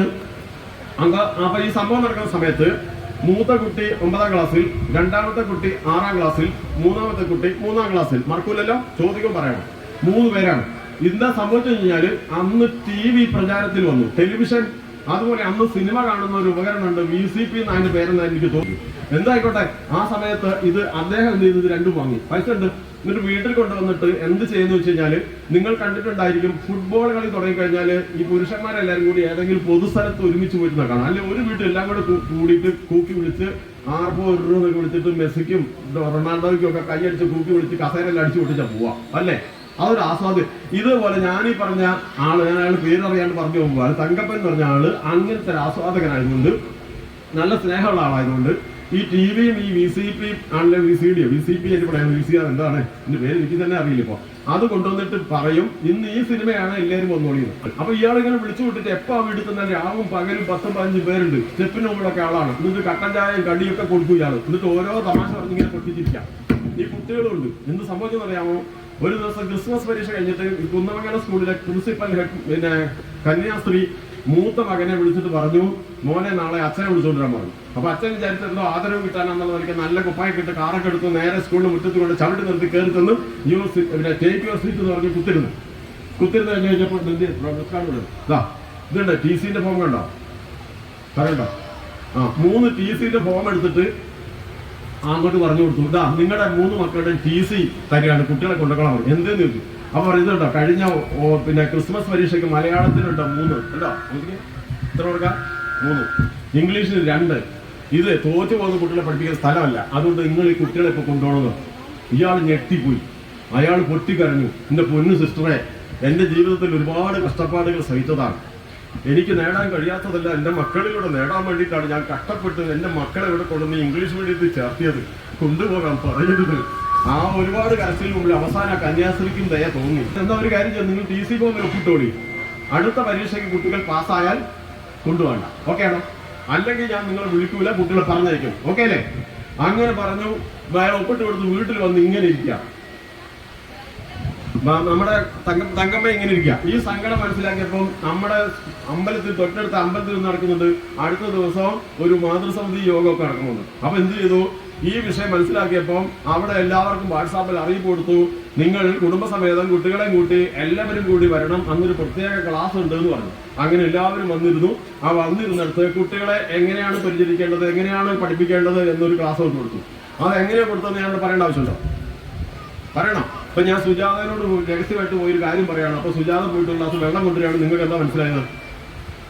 എന്ത് മനസ്സിലായി? ഞാൻ ഗ്ലാസ് വെള്ളം കൊണ്ടുവരാൻ പറഞ്ഞല്ലേ?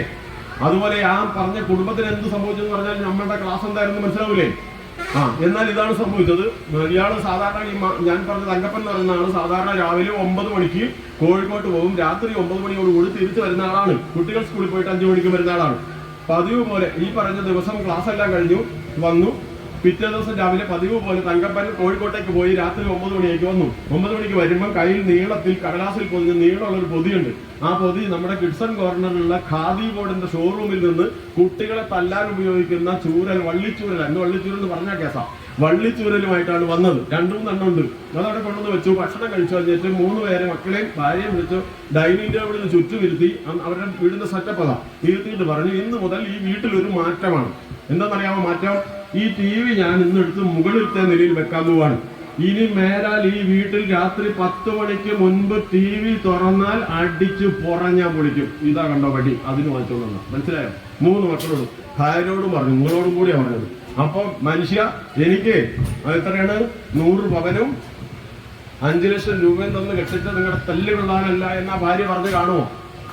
ഇല്ല. എന്താ കാരണം? ക്ലാസ് കേട്ടോ. അപ്പൊ അവർക്ക് കാര്യം മനസ്സിലായി. ക്ലാസ് കേട്ടാലും ചിലര് പറയൂലേ. ഏതായാലും അവർ പറഞ്ഞു, നിങ്ങൾ മനുഷ്യ നിങ്ങൾ പറയുമ്പോൾ തന്നെ. അപ്പൊ TV എടുത്ത് മോളിൽ കൊണ്ടുവച്ചു. അന്ന് കുട്ടികൾ അത്യാവശ്യമൊക്കെ വായിച്ചു പഠിച്ചു. അത് കഴിഞ്ഞിട്ട് ഇവർ കുട്ടികളെ കൂട്ടി 10 മണിക്ക് ശേഷം മോളിൽ പോയി TV കണ്ടു. ഇനി പിറ്റേ ദിവസം രാവിലെ നടന്നത് കൂടുതൽ ശ്രദ്ധേയമാണ്. എന്താണെന്നറിയാമോ? നമ്മുടെ ഏറ്റവും പ്രധാനപ്പെട്ട ഒരു സംഗതിയുണ്ട്. ഈ എന്താണ്, ബ്രാഹ്മ മുഹൂർത്തത്തിൽ എഴുന്നേൽക്കുക. കേട്ടുണ്ടോ? ഉഷസേവ സമുദ്ധായാൻ ധ്യാത്വാ ദേവമനുസ്മരൺ. ഉഷസിൽ അതിരാവിലെ എഴുന്നേറ്റ് ഈശ്വര വിചാരത്തോടു കൂടി ജീവിതം ആരംഭിക്കണം എന്ന് വേദങ്ങൾ തൊട്ട് നമ്മളെ പഠിപ്പിക്കുന്ന അതൊക്കെ പറഞ്ഞു കൊടുത്തിട്ടുണ്ട്. അപ്പൊ അയാൾ എന്ത് ചെയ്തു? 5 മണിക്ക് എഴുന്നേറ്റു. 5 മണിക്ക് എഴുന്നേറ്റ ശേഷം നമ്മൾ ഈ പറഞ്ഞ തങ്കപ്പൻ സാധാരണ ഞാനും നിങ്ങളൊക്കെ, നിങ്ങളല്ല ഞങ്ങൾ ചെയ്യുന്നത് പോലെ ഭാര്യ വിളിച്ചിട്ടേ മക്കളെ പോയി വിളിക്കണേ. അങ്ങനെയല്ല. പണ്ടൊക്കെ ഒരു നടനുണ്ടായിരുന്നു ഇവിടെ കോഴിക്കോട് വന്ന് അഭിനയിച്ച അങ്ങാടിയിൽ. അറിയോ? പുരുഷന്മാരെ പ്രതീക എന്നൊക്കെ പറഞ്ഞ് കുറച്ച് പേര് കൊണ്ടുവന്നിരുന്നു. ആരെന്നറിയോ? മക്കളെ പോയി വിളിച്ചുണർത്തടേ.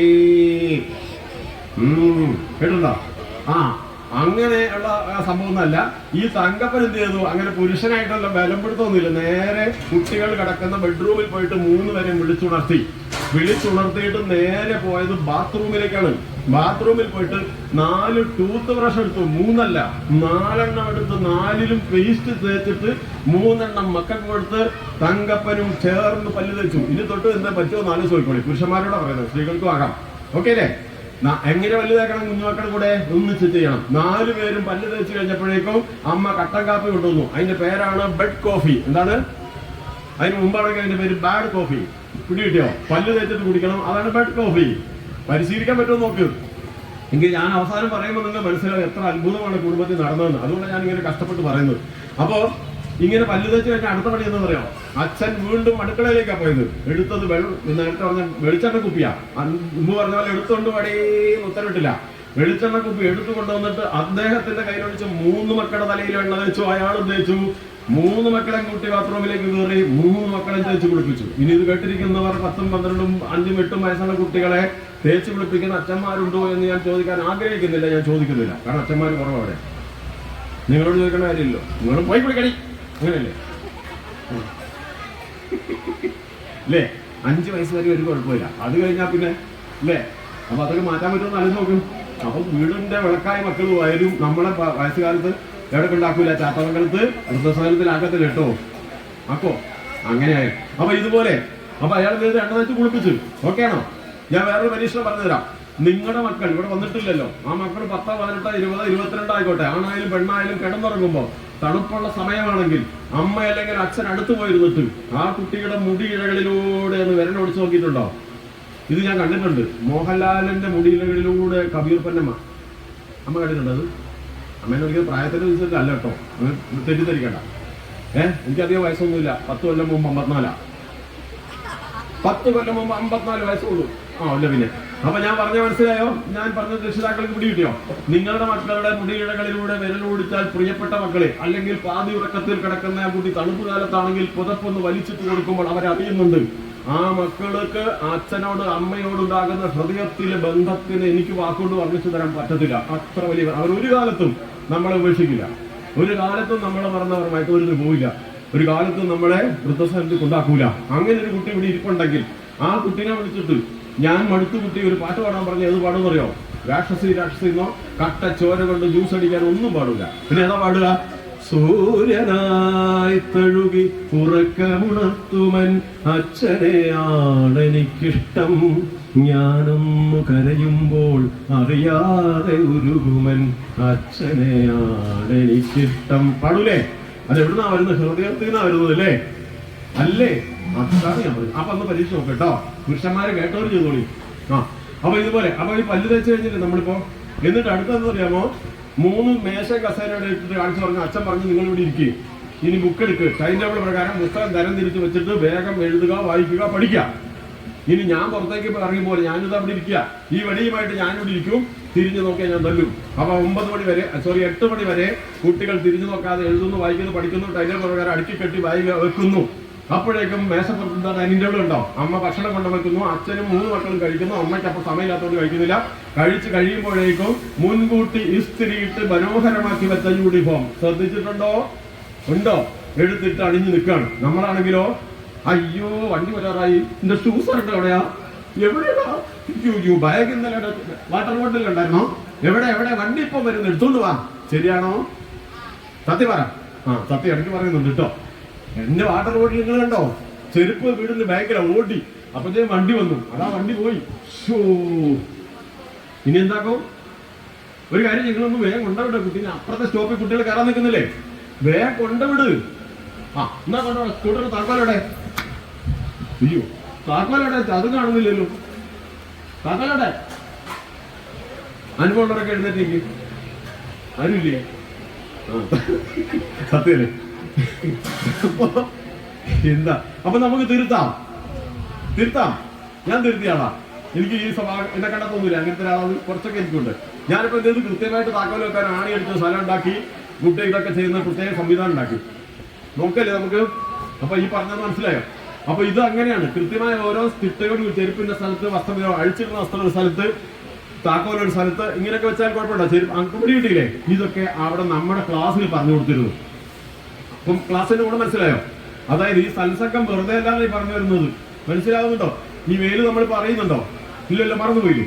അപ്പൊ അതുകൊണ്ട് ആ യൂണിഫോം ഒക്കെ ഇട്ടിട്ട് മനോഹരമായ യൂണിഫോം ഇട്ട് ഇറങ്ങുന്ന കുട്ടി ആരെന്നറിയാമോ? നന്നായി പഠിച്ച കുട്ടിയാ. പഠിക്കാത്ത കുട്ടിയും പഠിച്ച കുട്ടിയുടെ മുഖം കണ്ടിട്ടുണ്ടോ? ഇല്ലേ? കണ്ടിട്ടില്ലേ? പഠിക്കാത്ത കുട്ടിക്ക് കണ്ണ് കാണൂല ക്ലാസ്സിൽ, ശരിക്കും കാണുന്നില്ല ടീച്ചറെ. പിന്നെ എനിക്ക് പുറകിൽ ഇരുന്നാലേ കാണത്തുള്ളൂ. അങ്ങനെ ഉണ്ടോ? ഇല്ലേ? ചോദിച്ചോക്ക്. ഇവര് നല്ല കുട്ടികളാണ്. അങ്ങനെ കേട്ടിട്ടുണ്ടോ? ഒരു കുട്ടികളും വീട്ടിൽ ഒന്നും അറിഞ്ഞില്ല. അങ്ങനെ പരിശോധിച്ച് നോക്കുമ്പോൾ എന്താ പറയുക, ഇവന് എഴുത്തുമാര് ഈ ഇംഗ്ലീഷോ അല്ലെ മലയാളം അക്ഷരമൊന്നും അറിയത്തില്ല. അപ്പൊ ആ കുട്ടി അക്ഷരമൊക്കെ നല്ലോണം പഠിപ്പിച്ചു കൊടുത്താൽ നല്ലോണം കണ്ണു കാണും. അപ്പം ബേസ് ഇല്ലാത്തതുകൊണ്ടാണ് കുഴപ്പം. ഇവനാരാണ്? നമ്മൾ പറഞ്ഞ കുട്ടി നല്ലോണം പഠിച്ചു കൊണ്ട് ആ ബോധ്യമുള്ളത് കൊണ്ട് മുഖം പ്രസന്നമാണ്. നല്ല ഷർട്ടും കൂടെ വേഷം കൂടെ ധരിച്ചതോടുകൂടി അവർ നല്ല ആത്മവിശ്വാസത്തിലാണ്. അപ്പൊ ആ ചൈതന്യമുള്ള മുഖമായി 3 കുട്ടികൾ നിൽക്കുന്നു. വണ്ടി വരുന്നു, വണ്ടിയുടെ ഡോർ തുറക്കുന്നു, കുട്ടീനെ അങ്ങോട്ട് കയറ്റുന്നു. ഡ്രൈവറും കുട്ടികളും ഒക്കെ കുട്ടികളെ നോക്കുന്നു, അവരുടെ മുഖം കാണാൻ വേണ്ടി, ആ മുഖപ്രസാദം. അപ്പോൾ അവരുടെ മുഖത്തെ പുഞ്ചിരിയും ആ കാണുമ്പോൾ ഉണ്ടാകുന്ന ഒരു മുഖഭാവം കാണുമ്പോൾ അച്ഛനും അമ്മയും ആനന്ദ നിർവൃതിയിൽ നോക്കി നിൽക്കാണ്. ആഹാ, നമ്മുടെ മക്കള് അല്ലേ? ഇതാണ് മാതാപിതാക്കളുടെ അനുഭൂതികൾ ചൈതന്യധന്യമാകുന്ന നിമിഷം. ഇതൊക്കെ തന്നെയല്ലേ? ഇപ്പൊ ഇവിടെ നിങ്ങളുടെ ഒരു കുട്ടി, നിങ്ങളുടെ ആരുടെയെങ്കിലും ഒരു മകനെ അല്ലേ മകളെ ഇവിടെ നമ്മളിവിടെ നിർത്തി പുകഴ്ത്തി പറഞ്ഞ് ആദരിക്കുമ്പോൾ ഏറ്റവും അധികം അഭിമാന പുളകിതരാകുന്ന ആരാണ്? ഇവിടെ മാതാപിതാക്കളല്ലേ? അതാണല്ലോ ഒരു മക്കൾക്ക് അച്ഛനമ്മയും കൊടുക്കാൻ പറ്റിയ ഒരു സമ്മാനം. ഏതായാലും അങ്ങനെ വണ്ടി കയറിയിട്ട് പോയി. അപ്പൊ അവർ തിരിഞ്ഞു നടന്നു കഴിഞ്ഞപ്പോ മാധവിയോടും പേര് മാറി വരികയാണ്. തങ്കപ്പനോട് തങ്കപ്പൻ പറഞ്ഞു, പേര് മാറ്റി പറയുന്നതുകൊണ്ട് തെറ്റിപ്പോന്നു കേട്ടോ. ആ തങ്കമ്മയോട് പറഞ്ഞു, ഞാൻ പോകാൻ പോകുന്നു കോഴിക്കോട്ടേക്ക്. കുട്ടികൾ 5 മണിക്ക് വരുമെന്ന് അറിയാലോ. 5 മണിക്ക് വന്നു കഴിഞ്ഞാൽ ഒരു കാര്യം ചെയ്യണം, കുട്ടികൾ 6 മണി വരെ കളിക്കണം. പക്ഷെ ഈ വീടിന്റെ കോമ്പൗണ്ടിന് പുറത്ത് പോരുത്, കളിക്കാനുള്ള എല്ലാ സംവിധാനവും ഇവിടെ ഉണ്ട്. 3 പേരെ കളിച്ചാൽ പോരെ. വീട്ടിന് പുറത്തെങ്ങാനും കളിക്കാൻ വേണ്ടി തെണ്ടി തിരിഞ്ഞു പോയാൽ അടി നിനക്ക് കിട്ടും. ഇല്ല, ഞാൻ വിടൂലാന്ന്. ഞാൻ 9 മണിക്കാണല്ലോ വരുന്നത്. അങ്ങനെ കുട്ടികൾ വന്നു, 6 മണി വരെ കളിച്ചു, വിളിച്ചു, കുളിപ്പിച്ചു, വിളക്ക് വെച്ചു. രാമ രാമ രാമ രാമ രാമ രാമ രാമ രാമ. അത് വേണ്ടേ? പ്രാർത്ഥന വേണ്ടേ? ഉണ്ടോ? ഇല്ലാത്തൊരു കുഴപ്പമില്ല, തുടങ്ങിയാൽ മതി. പ്രാർത്ഥന കഴിഞ്ഞു. നേരത്തെ പറഞ്ഞു മേശ കസേര 3 എണ്ണം പഠിച്ചോളാൻ പറഞ്ഞു. അമ്മ പറഞ്ഞു, എന്തെങ്കിലും കാരണവശാൽ പഠിച്ചില്ലെങ്കിൽ അച്ഛൻ വരുമ്പോൾ ഞാൻ പറയും അടി കിട്ടും. അപ്പൊ കുട്ടികൾ 9 മണി വരെ പഠിക്കും. 9:30 കഴിയുമ്പോഴത്തെ അച്ഛൻ വരും, ഒരു മുട്ടായി കൊണ്ട് കൊടുക്കും, ഒന്നിച്ചിരുന്ന് ഭക്ഷണം കഴിക്കും. ഭക്ഷണം കഴിച്ചിട്ട് അടുത്ത് ശ്രദ്ധിക്കണം കേട്ടോ, നമ്മൾ പ്രാർത്ഥിക്കുന്ന നമ്മുടെ വിഷ്ണു ഭഗവാന്റെ അവതാരമായ ശ്രീകൃഷ്ണ ഭഗവാൻ കൃത്യമായി പറഞ്ഞിട്ടുണ്ട്, ഒരു വീട്ടിൽ ഏതെങ്കിലും ഒരു സമയത്ത് സംസാരിക്കാറായ കുട്ടി മുതൽ ഏറ്റവും പ്രായമുള്ള മുത്തശ്ശൻ വരെയുള്ളവരുടെ മീറ്റിംഗ് നടക്കണം. ഒരുമിച്ചിരുന്ന് സംസാരിക്കണം. 1/2 മണിക്കൂർ അല്ലെ 10 മിനിറ്റ്. അപ്പോഴാണ് വീട്ടിൽ നടക്കുന്ന കാര്യങ്ങളും, അച്ഛന്റെ കുഴമ്പ് തീർന്നത്, അമ്മയുടെ ബ്ലൗസ് തീർന്നത്, അല്ലെങ്കിൽ കുട്ടിക്ക് സ്കൂളിൽ പോയപ്പോൾ തല്ലു കിട്ടിയത്, അല്ലെങ്കിൽ ആരെങ്കിലും മയക്കുമരുന്ന് കൊടുക്കാൻ വന്നത്, എല്ലാം എവിടെ വരും? അവിടെ വരും. അപ്പൊ അത് സംസാരിക്കാത്ത വീട്ടിൽ കമ്പ്യൂട്ടർ പോലെ മൊബൈലിനകത്ത് മാത്രമായാൽ പറ്റില്ല. മൊബൈൽ നോക്കരുതെന്ന് ഞാൻ പറഞ്ഞിട്ട് കാര്യമില്ല, അത് ഉപയോഗമുണ്ട്, കുഴപ്പമുണ്ട്. പക്ഷെ വീട്ടിൽ ഈ സംസാരം നടക്കണം, നിർബന്ധമാണ്. ഇന്ന് തൊട്ട് ആരംഭിക്കുമെന്ന് ഉറപ്പുള്ള ഒരു മനസ്സിൽ കുറിച്ചിട്ടുള്ളൂ. ഞാൻ ചോദിക്കാൻ നേരല്ല, സത്യമാണ്. ഇത് ചെയ്താൽ ഒരുപാട് വ്യത്യാസമുണ്ട്. അപ്പോഴാണ് നമുക്ക് എല്ലാം അറിയും, മക്കളൊക്കെ കഥ പറയും, അത് കേൾക്കണം നമ്മൾ. അപ്പൊ ഇങ്ങനെ 1/2 മണിക്കൂർ സംസാരം. അത് കഴിഞ്ഞിട്ട് വീണ്ടും ബെല്ലടിച്ചു, പോയി പഠിച്ചോളാൻ പറഞ്ഞു. ആദ്യം എന്ത് ചെയ്താൽ 10 മണിയാകുമ്പോൾ നിർത്തിക്കോളാൻ പറഞ്ഞു. 3 പേരും 4 പേരും കൂടെ പോയിരുന്ന് TV കാണും. പിന്നെ കുട്ടികളുടെ ക്ലാസ് കയറ്റമനുസരിച്ച് ഈ 10 മണി 11 12 പിന്നെ സ്ഥിരതയില്ലാത്തത് കൊണ്ട് കുട്ടിക്ക് TV എന്നുള്ള ഭ്രമം പോയി. പിന്നെ പഠിച്ചിങ്ങനെ മുന്നോട്ട് പോയി. ഞാൻ കഥ അവസാനിപ്പിക്കട്ടെ. ഒരു 6 കൊല്ലം മുമ്പ് രാവിലെ എനിക്കൊരു ഫോൺ വന്നു. മാഷങ്കിള്, മൂത്ത മകനാണ്. മൂത്ത മകന്റെ പേര് ആളെ അറിയാം, ഇന്ന് ഡോക്ടറാണ്. എന്നെ വിളിച്ചിട്ട് പറഞ്ഞു, മാഷ് അങ്കിൾ എന്ന് വിളിക്കുമ്പോൾ ആ മനുഷ്യന്റെ ഒരു ബഹുമാനം മനസ്സിലായോ? അച്ഛൻ മക്കളെ പഠിപ്പിച്ചതാണ്. എന്നെ മാഷെന്ന് വിളിച്ചത് ധാരാളം പറയും. എന്നിട്ട് വിളിച്ചിട്ട് പറഞ്ഞു, ഞാൻ MBBS പാസ്സായിട്ടുണ്ട് മാഷങ്കിള് എന്ന്. അത് പറഞ്ഞ് ഫോൺ വെച്ചു. 1 മണിക്കൂർ കഴിഞ്ഞപ്പോഴത്തേക്കും ഒരു പൊതി മുട്ടായി ആയിട്ട് വീട്ടിൽ കയറി വന്നു. ആരാണെന്ന് ഓർമ്മയുണ്ടാവും? പണ്ട് 9ാം ക്ലാസ്സിൽ നിന്ന് പഠനം മോശമായിട്ട് അച്ഛനെ വിളിച്ച് വരുത്തി TC കൊടുത്ത് വിടാൻ പോയ മകൻ, അടുത്ത മകൻ BDS ഇല്ലേ പല്ല്, അത് കഴിഞ്ഞാൽ അതിന്റെ PG ഉണ്ട്, MDS, അതും പാസ്സായിട്ട് KMCT മെഡിക്കൽ കോളേജിൽ നിന്ന് ഡോക്ടറാണ്. കല്യാണം കഴിച്ചു, വൈഫും ഡോക്ടറാണ്. MBBS ഡോക്ടർ വീട്. മൂന്നാമത്തെ അന്നത്തെ 3ാം കുട്ടി NIT, നമ്മുടെ NIT ഇല്ലേ, NITയിൽ മെറിറ്റിന് അഡ്മിഷൻ വാങ്ങിച്ചിട്ട് പഠിച്ച് മിടുക്കനായി. അതെല്ലാം കഴിഞ്ഞിട്ട് മുക്കത്ത് അന്താരാഷ്ട്ര നിലവാരത്തിൽ പ്രവർത്തിക്കുന്ന ഗംഭീരമായ ഒരു കമ്പ്യൂട്ടർ സ്ഥാപനത്തിന്റെ ഉടമയാണ്. അയാളും കല്യാണം കഴിച്ചു, അതൊരു BDS ഡോക്ടറാണ് അവര്. അപ്പോൾ സുഹൃത്തുക്കളെ, നാട്ടുകാരെ, ഭക്തജനങ്ങളെ, നമ്മൾ ആ കുട്ടികളുടെ സ്കൂൾ മാറ്റിയോ? ടീച്ചേഴ്സ് മാറിയോ? പുസ്തകം മാറിയോ? ആരാ മാറിയത്? മാതാപിതാക്കളല്ലേ. മാറ്റിയതാരാ? നമ്മുടെ സത്സംഗം. എന്താ പറയട്ടെ, എവിടുന്നാ മാറ്റിയത്? നമ്മുടെ ക്ഷേത്രത്തിലെ, വിളിച്ചു പറയും, ഇവര് കേട്ടില്ല, കേട്ടവര് പറയും, നമ്മുടെ ക്ഷേത്രത്തിലെ സത്സംഗത്തിലല്ലേ മാറാൻ വിത്തിട്ട് കൊടുത്തത്. അപ്പോൾ ഈ സത്സംഗം വെറുതെയാണോ? പറയൂ സഹോദരി. അല്ല. അപ്പൊ ഇത് വേണോ വേണ്ടായോ? നമ്മുടെ മനസ്സിലുണ്ടാകുന്ന മാറ്റമല്ലേ സത്യത്തിൽ ജീവിതത്തിൽ മാറ്റം വരുത്തുന്നത്. പൈസയെക്കാളും ഓക്കെ ആണോ? സമ്മതിച്ചു? കുട്ടി സമ്മതിച്ചോ? അതാണ് ഇങ്ങനെ ജീവിതത്തിൽ മാറ്റം ഉണ്ടാക്കാൻ പറ്റുമെന്ന് ഞാൻ പറഞ്ഞു. ഇതുപോലെ തന്നെയാണ് കാര്യങ്ങൾ. അപ്പൊ ഇനി അടുത്ത ഘട്ടത്തിലേക്ക് കടക്കാം. അതിന്റെ അടുത്ത് എന്താ പറയേണ്ടത്? അമ്പലത്തിന്റെ കാര്യങ്ങൾ ഏകദേശം പറഞ്ഞില്ലേ? പുതിയതായിട്ട് വന്നവർ കേട്ടില്ല, അതെന്റെ കുറ്റമല്ല. അല്ല പിന്നെ ഞാൻ നേരത്തെ നിങ്ങളോട് പറഞ്ഞല്ലേ ഞാൻ 9 മണിക്ക് വരുമെന്നു. നിങ്ങൾ എവിടെയായിരുന്നു? അവരോ? ഇത് കഴിഞ്ഞിട്ടാണ് അവർ ചെവി കുടിക്കണം. അവർ കേട്ടില്ല, അവർ അറിഞ്ഞില്ലായിരിക്കും അല്ലേ? അങ്ങോട്ട് കേൾക്കുന്നുണ്ടോ? ഇത് കേൾക്കുന്നുണ്ടോ? ഇല്ലേ? ഉണ്ട്, ഉണ്ടല്ലേ? അപ്പൊ ഞാൻ ഇനി അടുത്ത ഘട്ടത്തിലേക്ക് കടക്കാൻ പോവാണ്. അതായത് ഞാൻ ഇതുവരെ പറഞ്ഞതെന്നറിയാമോ? ഒരു ക്ഷേത്രം കൊണ്ട് പ്രദേശത്തുള്ള ആളുകളെ എങ്ങനെയൊക്കെ സഹായിക്കാം. ഈശ്വരാനുഗ്രഹം എന്നതുപോലെ തന്നെ നമ്മൾ വിചാരിച്ചാൽ അമ്പല കമ്മിറ്റിയും ഭക്തജനങ്ങളും ഒരുമിച്ച് നിന്നാൽ ആ നാടാകെ മാറ്റിമറിക്കാം എന്നൊരു സത്യമാണ്. ദൈവാനുഗ്രഹത്തോട് നടക്കുമെന്ന് ഞാൻ ഇവരെ ബോധ്യപ്പെടുത്തിയത്. ഇവര് മുഴുവനും തലയാട്ടി സമ്മതിച്ചിരിക്കുകയാണ്.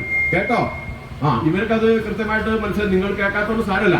അപ്പൊ ഇതാണ് അതിന്റെ അവസ്ഥ എന്ന് പറയുന്നത്. ഇനി അതുപോലെ തന്നെ പ്രിയപ്പെട്ടവരെ, ഇതുപോലൊരു ക്ഷേത്രം വളരെ പ്രധാനമാണ് ഇന്നത്തെ കാലത്ത്. ഇന്നത്തെ കാലത്തിൽ എല്ലാവരും പറയുന്ന ഒരു കലിയുഗം എന്നാണ്. ശരിയാണോ? ആണോ? ഇത് കലിയുഗമാണെന്നല്ലേ പറയുന്നത്? അതെ, കലിയുഗം. നമ്മുടെ ഭാഗവതമില്ലേ, 4000-ഓളം വർഷം പഴക്കമുള്ള ഭാഗവതത്തിൽ പറയുന്നുണ്ട് കലിയുഗമായാൽ ഇങ്ങനെ ഇരിക്കുന്നു. എങ്ങനെ? ഈ കസേരയിൽ ഇരിക്കുന്നല്ല. ചിലപ്പോ അമ്മയെ വെട്ടിക്കൊല്ലും, അച്ഛനെ വെട്ടിക്കൊല്ലും, നാട്ടുകാരെ മൊത്തം കൊല്ലും, മക്കൾ വെട്ടിക്കൊല്ലുമെന്ന് പേടിച്ച് അമ്മ തൊഴുത്തിൽ പോയി ഉറങ്ങും. വയനാട്ടിലൊരു അമ്മ 58കാരി ഉറങ്ങുന്നു തൊഴുത്തില. ആരോ വീഡിയോ പിടിച്ചു കൊടുത്തു. നിങ്ങൾ പത്രത്തിൽ കണ്ടെന്ന് അറിയില്ല. ആണോ? കഴിഞ്ഞ ദിവസം എലത്തൂരിൽ നിന്ന് ഒരു അമ്മ എന്ത് ചെയ്തു? ഈ മകൻ കൊല്ലുമെന്ന് ഉറപ്പായപ്പോ പോലീസിനെ വിളിച്ച് അറസ്റ്റ് ചെയ്ത് നിങ്ങൾ വായിച്ചോ? ഇതിന്റെ പേരാണ് കലിയുഗം. അപ്പൊ ഈ യുഗത്തിൽ നമുക്ക് ആശ്രയം ആരേ ഉള്ളൂ? ഭഗവാൻ മാത്രമേ ഉള്ളൂ. ഭഗവാനിന് അഭയം തേടി മനുഷ്യന്റെ മനസ്സുകളെ ശുദ്ധീകരിക്കല്ലാതെ വേറെ വല്ല പണിയുണ്ടോ? ഇല്ല. അതാണ് ഈ കാലഘട്ടത്തിന്റെ ഒരു പ്രത്യേകത. പിടികിട്ടിയോ? എല്ലാം തലതിരിഞ്ഞു എന്നാ പറയുന്നത്. സഹോദരിമാരെ കേട്ടോ? കലിയുഗത്തിൽ പറയുന്നത് മനുഷ്യന്റെ മനസ്സ് തരിപ്പ പോലെ ആകുന്ന. തരിപ്പ അറിയുന്നവർ ഇവിടെ ഇരിപ്പുണ്ടോ? അരി പൊടിച്ചിട്ട് തരിക്കൂലേ? അതിന്റെ ഉപയോഗം എന്താണെന്ന് അറിയാമോ? നിങ്ങളൊന്ന് അരി പൊടിച്ചിട്ട് അതിലിട്ട് നോക്ക്. അവസാനം എന്താ കിട്ടിയത്? തരിപ്പ ഇതാ. എന്താ കിട്ടിയത്? ഉള്ള മാലിന്യം എല്ലാം അതിനകത്ത് അടിഞ്ഞുകൂടി. നല്ലതെല്ലാം പോയില്ലേ? പോയോ? സുഹൃത്തുക്കളെ, ഭാഗവതം പറയുന്നത് കലിയുഗമായി കഴിയുമ്പോൾ മനുഷ്യന്റെ മനസ്സ് ഇങ്ങനെയാന്നാ. നല്ലതെല്ലാം ഇങ്ങനെ തരിച്ച് പുറത്ത് കളഞ്ഞിട്ട് ചീത്തയായ കാമം, ക്രോധം, ലോഭം, മോഹം, മതം, മത്സര്യം എന്ന് പറഞ്ഞാൽ അറിയാമോ? അസൂയുള്ള ആരെങ്കിലും ഇവിടെ ഉണ്ടോ? എഴുന്നേറ്റുന്നത് ഇല്ല. സാത്തൂരുകാർക്ക് അങ്ങനെ കുഴപ്പമില്ല. അത്യാഗ്രഹികൾ ആരെങ്കിലും ഉണ്ടോ? കുശുമ്പ് പരദൂഷണം പറയുന്ന ആരും ഇല്ലല്ലോ. എന്തു നല്ല ആൾക്കാരാ. നേരായി പോയി. ഞാൻ വിശ്വസിച്ചിട്ട് വേണ്ടേ? അല്ലേ? കുറച്ചൊക്കെ ഉണ്ട് അല്ലേ? അതില്ലാത്ത ആരുമില്ല, കുറച്ചൊക്കെ ഉണ്ട്. പക്ഷെ നമ്മൾ അത് ശരിയല്ലല്ലോ. അപ്പൊ അതുപോലെയുള്ള ഒരു അവസ്ഥയാണ് ഇപ്പോൾ ഉള്ളത്. മനസ്സിലായോ? അതെ, ഞാൻ സഹോദരിയോട് ചോദിക്കട്ടെ, ഇവരോട് ചോദിക്കട്ടെ, എല്ലാവരോടും ചോദിക്കട്ടെ. എത്ര യുഗങ്ങളുണ്ട്? ഇമോഷണൽ നീ കേട്ടോ. പഴയ മാഷ പറയും. ചുമ്മാറെന്ന് അറിയാലല്ലേ. എത്ര യുഗങ്ങളുണ്ട്? പുരുഷന്മാര് മുണ്ടുന്നില്ല. എന്താ അങ്ങനെ? ഞാൻ പാവല്ലേ? 4. അതിൽ ആദ്യത്തെ യുഗം ഏതാ? യുഗങ്ങൾ ഇങ്ങനെ കറങ്ങി വരും കേട്ടോ. കലിയുഗം കഴിഞ്ഞാൽ പിന്നെയും ആദ്യത്തെ യുഗം വരും. അതേതാണ്? ആദ്യത്തെ യുഗം കൃതയുഗം, സത്യയുഗം എന്നും അതിന് പേരുണ്ട്. കൃതയുഗം അല്ലെങ്കിൽ സത്യയുഗം. ഈ ഓരോ യുഗങ്ങളെ കുറിച്ച് ഒരുപാട് പറയാനുണ്ട്. ഇനി അതെല്ലാം പറയാൻ പോയാൽ ഞാൻ ഉദ്ദേശിക്കുന്നത് എത്തൂലാതുകൊണ്ട് ചുരുക്കാൻ പോവാണ്. ഇപ്പൊ വേഗം പറഞ്ഞു കഴിഞ്ഞാൽ ഈ സത്യയുഗം അല്ലെങ്കിൽ കൃതയുഗത്തിൽ മനുഷ്യൻ 1,00,000 വർഷം ജീവിക്കാമായിരുന്നു. അപ്പൊ ഞാനിങ്ങനെ ആലോചിച്ച് അന്ന് ജീവിച്ചിരുന്നെങ്കിൽ ആഹാ ഓട്ടെ. പിന്നെ അത് കഴിഞ്ഞാൽ പിന്നെ രണ്ടാമത്തെ യുഗം ഓർമ്മയുണ്ട്, ത്രേതായുഗമാണ്. ത്രേതായുഗത്തിൽ 10,000 വർഷമായിരുന്നു ആയുസ്. പിന്നെ പറയുന്നത് ദ്വാപര യുഗത്തിൽ 1000 വർഷം. ഇപ്പൊ 100. കലിയുഗത്തിൽ 100ആണ്. കലിയുഗം തീരുമ്പോഴത്തേക്കും നമ്മുടെ ഭാഗവതത്തിന്റെ 12-ാം അധ്യായത്തിൽ പറയുന്നുണ്ട്, കലിയുഗം തീരാറാകുമ്പോഴത്തേക്കും മനുഷ്യന്റെ ആയുസ് 25 വയസ്സേ ഉള്ളൂ. 25 വയസ്സ്. മനസ്സിലായോ? അപ്പൊ 8 വയസ്സാകുമ്പോഴത്തേക്ക് പഠിത്തം നിർത്തണം. 10-12 വയസ്സിനുള്ളിൽ കല്യാണം കഴിക്കണം. 15 മക്കളെ കെട്ടിക്കണം. ഇനി 20 റിട്ടയറായി. മനസ്സിലായോ? ഏതായാലും അതിനു മുമ്പുള്ള ജീവിതം നമുക്ക് കിട്ടിയല്ലോ, അതൊരു സമാധാനം. ഏതായാലും മൊത്തം തലതിരിഞ്ഞു പോയി എന്നാണ് പറയുന്നത് ആ സമയം. അത് സത്യല്ലേ? എല്ലാ പ്രശ്നങ്ങളും ഉണ്ടാകുന്നുള്ളത് ഭാഗവതം പറയുന്നത് ഇപ്പൊ നടക്കുന്നില്ലേ? ഞാൻ വിശദീകരിക്കേണ്ട ആവശ്യമില്ലല്ലോ. എന്തിനു വിശദീകരിക്കുന്നത്? അല്ലാതെ തന്നെ ഒരു പത്രത്തിൽ ഈ മയക്കുമരുന്നോ അല്ലാത്ത തരത്തിലുള്ള കുറ്റകൃത്യങ്ങൾ പത്രത്തിൽ എഴുതാൻ സ്ഥലമില്ല, തികയുന്നില്ല. TV-ക്ക് കുറ്റകൃത്യങ്ങൾ അവതരിപ്പിക്കാൻ സമയമില്ലാത്ത നിലയിൽ എത്തിയല്ലോ. എല്ലായിടത്തും നിന്ന് സമരം നടക്കല്ലേ ഈ മയക്കുമരുന്നിനെതിരെ നാട്ടുകാര്. ശരിയാണോ? അപ്പൊ ഈ സമയത്ത് നമുക്ക് എന്ത് ചെയ്യണം? നമ്മുടെ ക്ഷേത്രവും ഭഗവാനെ കൂട്ടുപിടിച്ച് നമുക്ക് നന്നാവണം. അതിനെന്താ ഭഗവാൻ പറഞ്ഞ മാർഗമുണ്ട്, എന്താണെന്നറിയാമോ? അതിന് നമുക്ക് മാറ്റം വരണം. അതെന്താ കാരണം എന്ന് വെച്ച് കഴിഞ്ഞാല്, ഈ ആദ്യത്തെ യുഗം എന്താന്ന് പറഞ്ഞത് കൃതയുഗം. കൃത എന്ന് പറഞ്ഞാൽ 4 ആണ്, 4 എന്ന് പറഞ്ഞാൽ കൃതയുഗത്തിൽ നമ്മുടെ ഭഗവാന്റെ 4 അവതാരങ്ങളാണ്. വിഷ്ണു ഭഗവാന്റെ ക്ഷേത്രം ആയത് അത് പറയാതെ പോലും പാടില്ലല്ലോ. ഭഗവാന്റെ 4 അവതാരങ്ങളാണ് ആദ്യത്തെ യുഗത്തിൽ. അത് ഏതൊക്കെയാന്ന് പറഞ്ഞാൽ പിന്നെ എനിക്ക് പറയണ്ടല്ലോ. ആദ്യത്തെ അവതാരം ഏതാ? നിങ്ങൾക്ക് അറിയാലോ, മത്സ്യം, കൂർമ്മം, വരാഹം, നരസിംഹം. 4ആയോ? ഇത് ആദ്യ യുഗത്തിലാണ്. രണ്ടാമത്തെ യുഗമാണ് ത്രേതായുഗം. ത്രേതായുഗത്തിൽ 3 അവതാരങ്ങളുണ്ട്. നരസിംഹം കഴിഞ്ഞ പിന്നെ ആരാ? ആ പൊക്കം കുറഞ്ഞ ചങ്ങായി വാമനൻ അല്ലെ? വാമനൻ, 2 രാമന്മാര്. ആരൊക്കെയാ? ബലരാമനും ശ്രീരാമനും. ഓക്കെ അല്ലേ? ഈ വിശദീകരിക്കുന്നില്ല. പിന്നെ അത് കഴിഞ്ഞാൽ ദ്വാപരയുഗത്തിലോ? ദ്വാപരയുഗത്തിൽ 2 പേരാ. ഒന്നുതാ, പിന്നെ ഒരു ഏട്ടനല്ലേ ബലരാമൻ ഇല്ലേ? ഏതോ ചാനലിലുണ്ടല്ലോ ശ്രീകൃഷ്ണ കഥ ഇല്ലേ? രാധാകൃഷ്ണ നല്ല മനോഹരമായിട്ട്. മനസ്സിലായോ? കലിയുഗത്തിൽ കലിക്ക് അറിയാലോ. ഇനി അതൊന്നും ഇപ്പൊ പ്രസക്തമല്ലാത്തതുകൊണ്ട് അത് ഞാൻ വിട്ടു. ഞാൻ അടുത്ത പ്രസക്തിയുള്ള കാര്യം എന്ന് വെച്ച് കഴിഞ്ഞാല്, ആദ്യം പറഞ്ഞ സത്യയുഗത്തിൽ ദേവന്മാരും അസുരന്മാരും, മനുഷ്യൻ തന്നെയാണ് ഇതൊക്കെ, ദേവന്മാരും അസുരന്മാരും അന്ന് താമസിച്ചത് 2 ഗ്രഹങ്ങളിലാണെന്നാ പറയുന്നത്. 2 ഗ്രഹം, സ്വർഗവും നരകവും. അത് കഴിഞ്ഞാൽ രണ്ടാമത്തെ ത്രേതായുഗത്തിൽ 2 രാജ്യങ്ങളാണ്, അയോധ്യ അഥവാ ഭാരതവും ലങ്കയും. അറിയാമോ ഇല്ലേ? അയോധ്യയിൽ ആരായിരുന്നു? ശ്രീരാമ ഭഗവാനും ദേവൻ സ്വഭാവമുള്ളവരും. ലങ്കയിലോ രാവണനും അസുരന്മാരും. അത് കഴിഞ്ഞാൽ പിന്നെ 2 രാജ്യം, 2 കുടുംബം. ദ്വാപര യുഗത്തിൽ 2 കുടുംബങ്ങളിലാണ് ദേവന്മാരും അസുരന്മാരും. ഒന്ന് കൗരവ കുടുംബം, മറ്റൊന്ന് പാണ്ഡവ കുടുംബം. പാണ്ഡവ കുടുംബത്തിൽ ദേവന്മാരും കൗരവ കുടുംബത്തിൽ അസുരന്മാരുമാണ്. എന്നാൽ പ്രിയപ്പെട്ട ഭക്തജനങ്ങളെ, ഭാഗവതം പറയുന്നു, കലിയുഗമാകുമ്പോൾ ദേവനും അസുരനും ഒരേ മനുഷ്യന്റെ ഉള്ളിൽ തന്നെയാണ്. അതാണ് ഇവിടുത്തെ പ്രസക്തി. കിട്ടിയ പറഞ്ഞത്? ഈ യുഗത്തിലുള്ള പ്രത്യേകത എന്താണ്? ദേവനും അസുരനും ഒരേ മനുഷ്യന്റെ ഉള്ളിൽ തന്നെയാണ്. നിങ്ങൾ ദേവന്മാരെ കണ്ടിട്ടുണ്ടോ? ഞാൻ കാണിച്ചു തരട്ടെ. താത്തൂർ കോയിൽ ക്ഷേത്രത്തിന്റെ 16ാം പ്രതിഷ്ഠാദിന വാർഷികാഘോഷത്തിന്റെ ഭാഗമായി മുക്കത്ത് നിന്ന് വന്നിട്ടുള്ള ഒരാൾ പ്രഭാഷണം നടക്കുമ്പോൾ കേട്ടിരിക്കുന്നതൊക്കെ ഇപ്പൊ ദേവന്മാരാണ്. ഇതായിരിക്കുന്നു ആണ്. പക്ഷെ രാത്രി 12 മണിക്കൊക്കെ നിങ്ങളുടെ അടുത്ത് വന്നു നോക്കുമ്പോൾ ചിലർ അസുരന്മാരായിട്ടിങ്ങനെ യൂണിന്റെ ടിവിന്റെ കൊമ്പൊക്കെ വെച്ചിട്ടിങ്ങനെ മുഖമൊക്കെ ചുവന്നു. ശരിയല്ലേ? അപ്പൊ നമ്മുടെ ഭാഷ മാറും, രീതി മാറും. ഇങ്ങോട്ട് ഞാൻ പറഞ്ഞിട്ടില്ലേടി, ശരിയോ തെറ്റോ? സത്യം പറയുന്ന കുറേ പേരോട് ഇരിപ്പുണ്ട്. അപ്പൊ ദേവനും അസുരനും ആരുടെ ഉള്ളിലാ? ഒരേ മനുഷ്യന്റെ ഉള്ളിൽ തന്നെയല്ലേ? അതുകൊണ്ടല്ലേ ഇതുവരെ കുഴപ്പമില്ലാതെ ഓമനിച്ച് വളർത്തി 22 വയസ്സായ മകൻ ഒരു ദിവസം അറിയാണ്ട് അമ്മേനെ വെട്ടിക്കൊല്ലുകയാണ്. ശരിയാണോ? ഞാൻ പറഞ്ഞ വയനാട്ടിലൊരു അമ്മ 48 വയസ്സാണ്. കഴിഞ്ഞ ദിവസം വീഡിയോ പുറത്തു വന്ന് പത്രത്തിൽ കണ്ടായിരുന്നു. അവർ തൊഴുത്തിലെ കിടന്നു, പശുത്തൊഴുത്തിൽ മകൻ വന്നിട്ട് ചവിട്ടി തീർക്കാണ്. 2-3 ദിവസം മുമ്പാണ് ഒരു അച്ഛനെ മകൻ ചവിട്ടിക്കൊന്നത്. പോസ്റ്റ്മോർട്ടം ചെയ്തപ്പോൾ 2 വാരിയിൽ പൊട്ടിപ്പോയിട്ടുണ്ട്. ചെറിയ കുട്ടീനെ ചവിട്ടിക്കൊന്നത് വേറെ. അത് പറഞ്ഞ് നമ്മൾ നമ്മുടെ അന്തരീക്ഷം മോശമാക്കണ്ട. അപ്പം ഞാൻ പറഞ്ഞതിനോട് യോജിക്കാമല്ലോ. അപ്പൊ ഇതിനെന്താ ഒരു പരിഹാരം? വാട്ട് ഈസ് ദ പരിഹാരം? പരിഹാരം ഉണ്ടാകണം. ഭഗവാൻ പറഞ്ഞു തന്നിട്ടുണ്ട്. ഭഗവാൻ പറഞ്ഞത്, ഭഗവാൻ ഇഷ്ടമുള്ള ഭക്തരാരെന്നറിയോ? താത്തൂരുകാരായതെന്ന് മാത്രമല്ല, പിന്നെയോ ത്രികരണ ശുദ്ധി വേണം. എന്ത് വേണം? അതുകൊണ്ടൊന്ന് പരിശോധിക്കേ. ത്രികരണ ശുദ്ധി അറിയാമോ? അവരെയാണ് ഭഗവാൻ. ഈ ഭഗവാനല്ല, എല്ലാ ദേവന്മാർക്കും ഏറ്റവും ഇഷ്ടം ആരെയാണ്? ഏറ്റവും ഇഷ്ടമുള്ള ഭക്തനാരാണ്? ത്രികരണ ശുദ്ധിയുള്ളവരാണ്. അത് ചിന്ത, വാക്ക്, പ്രവൃത്തി. പഠിച്ചോ? ചിന്ത, വാക്ക്, പ്രവൃത്തി. ചിന്തയിൽ കർമ്മത്തിൽ വാക്കിലുമെന്നും നിർമ്മലരാവുകയാണു ധർമ്മം. കാണാതെ പഠിച്ച പാട്ട് ഒന്നും പാടിത്തരാം. ഇത് കഴിയുമ്പോൾ എനിക്ക് കൂടി ചൊല്ലിത്തരുമോ? എന്താണ്? ചിന്തയിൽ കർമ്മത്തിൽ വാക്കിലുമെന്നും നിർമ്മലരാവുകയാണു ധർമ്മം. ചിന്തയിൽ കർമ്മത്തിൽ വാക്കിൽ നിർമ്മലത്വം. മലം എന്ന് പറഞ്ഞാൽ മാലിന്യം, അതില്ലാത്തതല്ല നിർമ്മലത്വം, പരിശുദ്ധി. ഏതിലാ പരിശുദ്ധി ഉണ്ടാവേണ്ടത്? ചിന്തയിൽ, കർമ്മത്തിൽ, വാക്കിൽ. ഇനി അങ്ങനെ ഉദാഹരണം പറയണോ? ഞാനൊരു നല്ല ചിന്ത പരിചയപ്പെടുത്താം. എന്റെ കുട്ടി 10ാം ക്ലാസ്സിലാ. പരീക്ഷ കഴിഞ്ഞല്ലോ.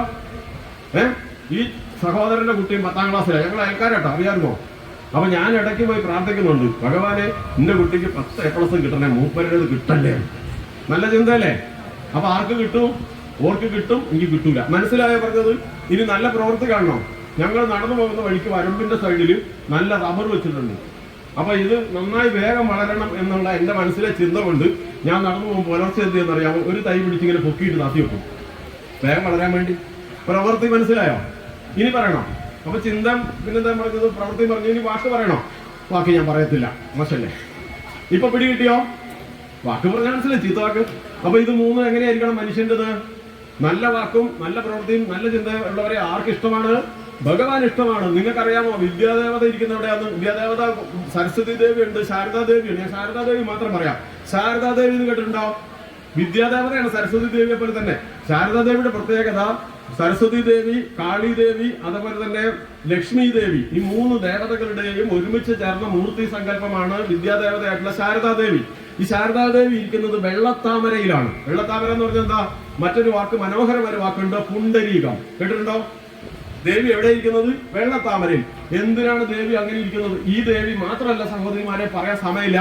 എല്ലാ ദേവന്മാരും രൂപം ധരിച്ചിരിക്കുന്നത് നമ്മുടെ ജീവിതത്തെ സന്തോഷവും സുഖവും അഭിവൃദ്ധിയും ഒടുവിൽ മോക്ഷവും നൽകുന്നതിന് വേണ്ടിയിട്ടുള്ള സന്ദേശങ്ങൾ നമ്മളെ പഠിപ്പിക്കാൻ വേണ്ടിയിട്ടാണ്.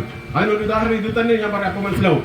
ഉദാഹരണമായിട്ട് ദേവി താമരയിലായിരിക്കുന്നത്. നിങ്ങൾക്ക് എന്തെങ്കിലും മനസ്സിലായോ? എനിക്ക് മനസ്സിലായത് ഞാൻ പറയാം. ദേവി ആരാണ്? സകല സമ്പത്തിന്റെ സകല ഐശ്വര്യങ്ങളുടെയും സകല കലകളുടെയും വിദ്യയുടെ അധിപതിയല്ലേ? സകല കലകളുടെയും വിദ്യയുടെയും അധിപതിയായിട്ടുള്ള സരസ്വതി ദേവി അഥവാ നമ്മുടെ ശാരദാദേവി എവിടെ ഇരിക്കുന്നത്?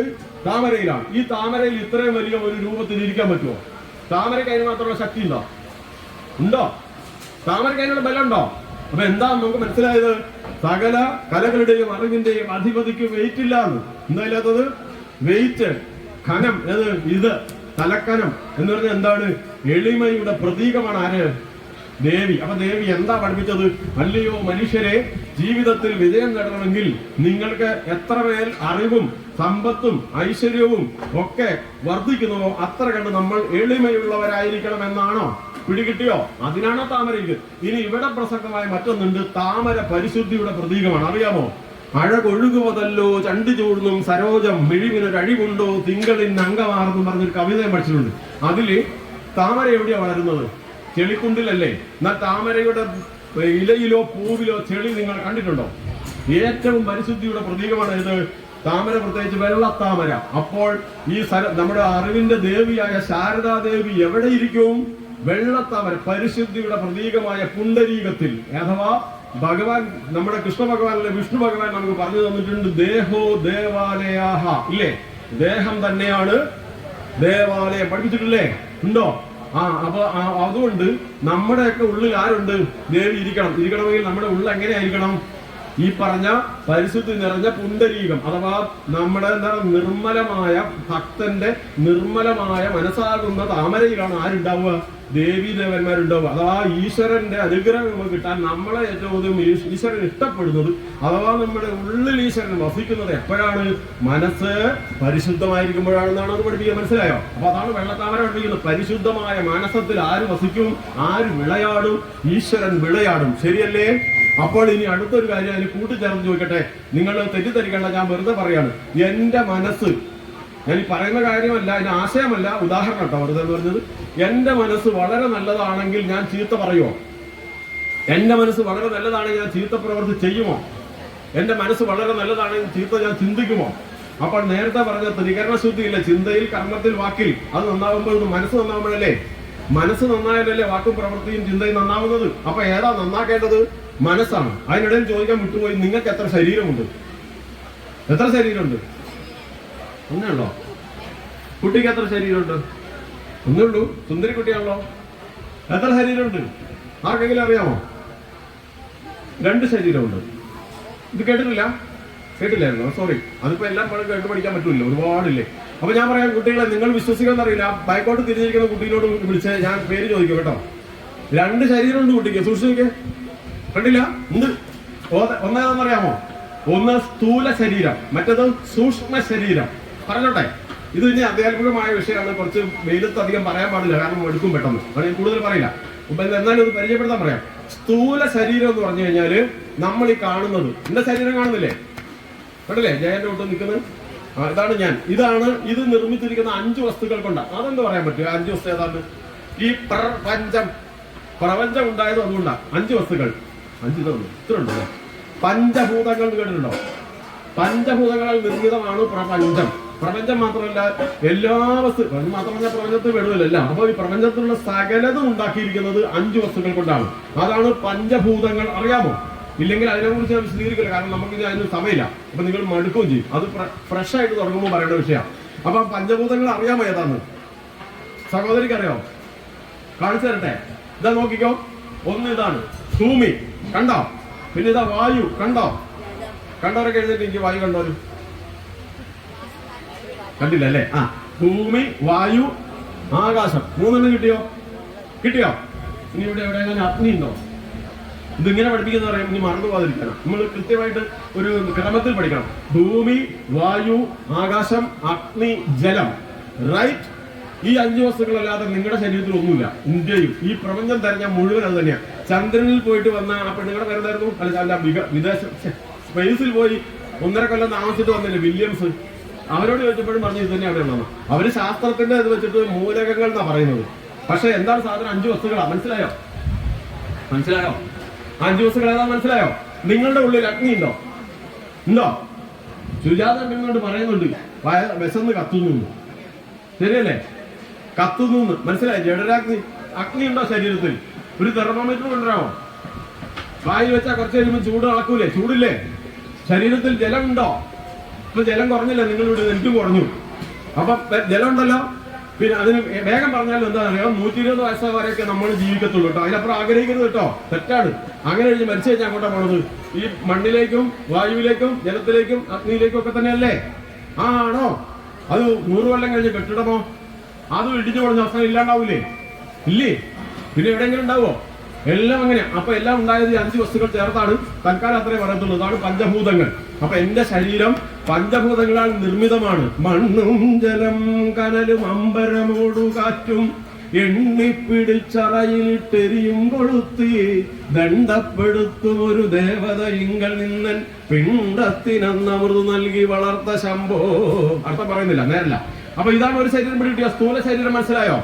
സ്ഥൂലം എന്താന്ന് മനസ്സിലാക്കാൻ ഞാൻ വേറൊരു ഉദാഹരണം പറയാം. സൂക്ഷ്മം എന്ന വാക്ക് നിങ്ങൾക്ക് അറിയാമോ? സൂക്ഷ്മദർശിനി എന്ന് പറഞ്ഞ എന്തോ ഒരു ഉപകരണം ഇല്ലേ? മൈക്രോസ്കോപ്പ്. സൂക്ഷ്മം എന്ന് പറഞ്ഞാൽ കണ്ണിൽ കാണാൻ പോലും ബുദ്ധിമുട്ടുള്ള ചെറുതിനല്ലേ പറയുന്നത്. അതിന്റെ ഓപ്പോസിറ്റ് ആണ് സ്ഥൂലം, വലുത്. പിടികിട്ടിയോ? എന്നാൽ സ്ഥൂല ശരീരമുണ്ട്, സൂക്ഷ്മ ശരീരമുണ്ട്.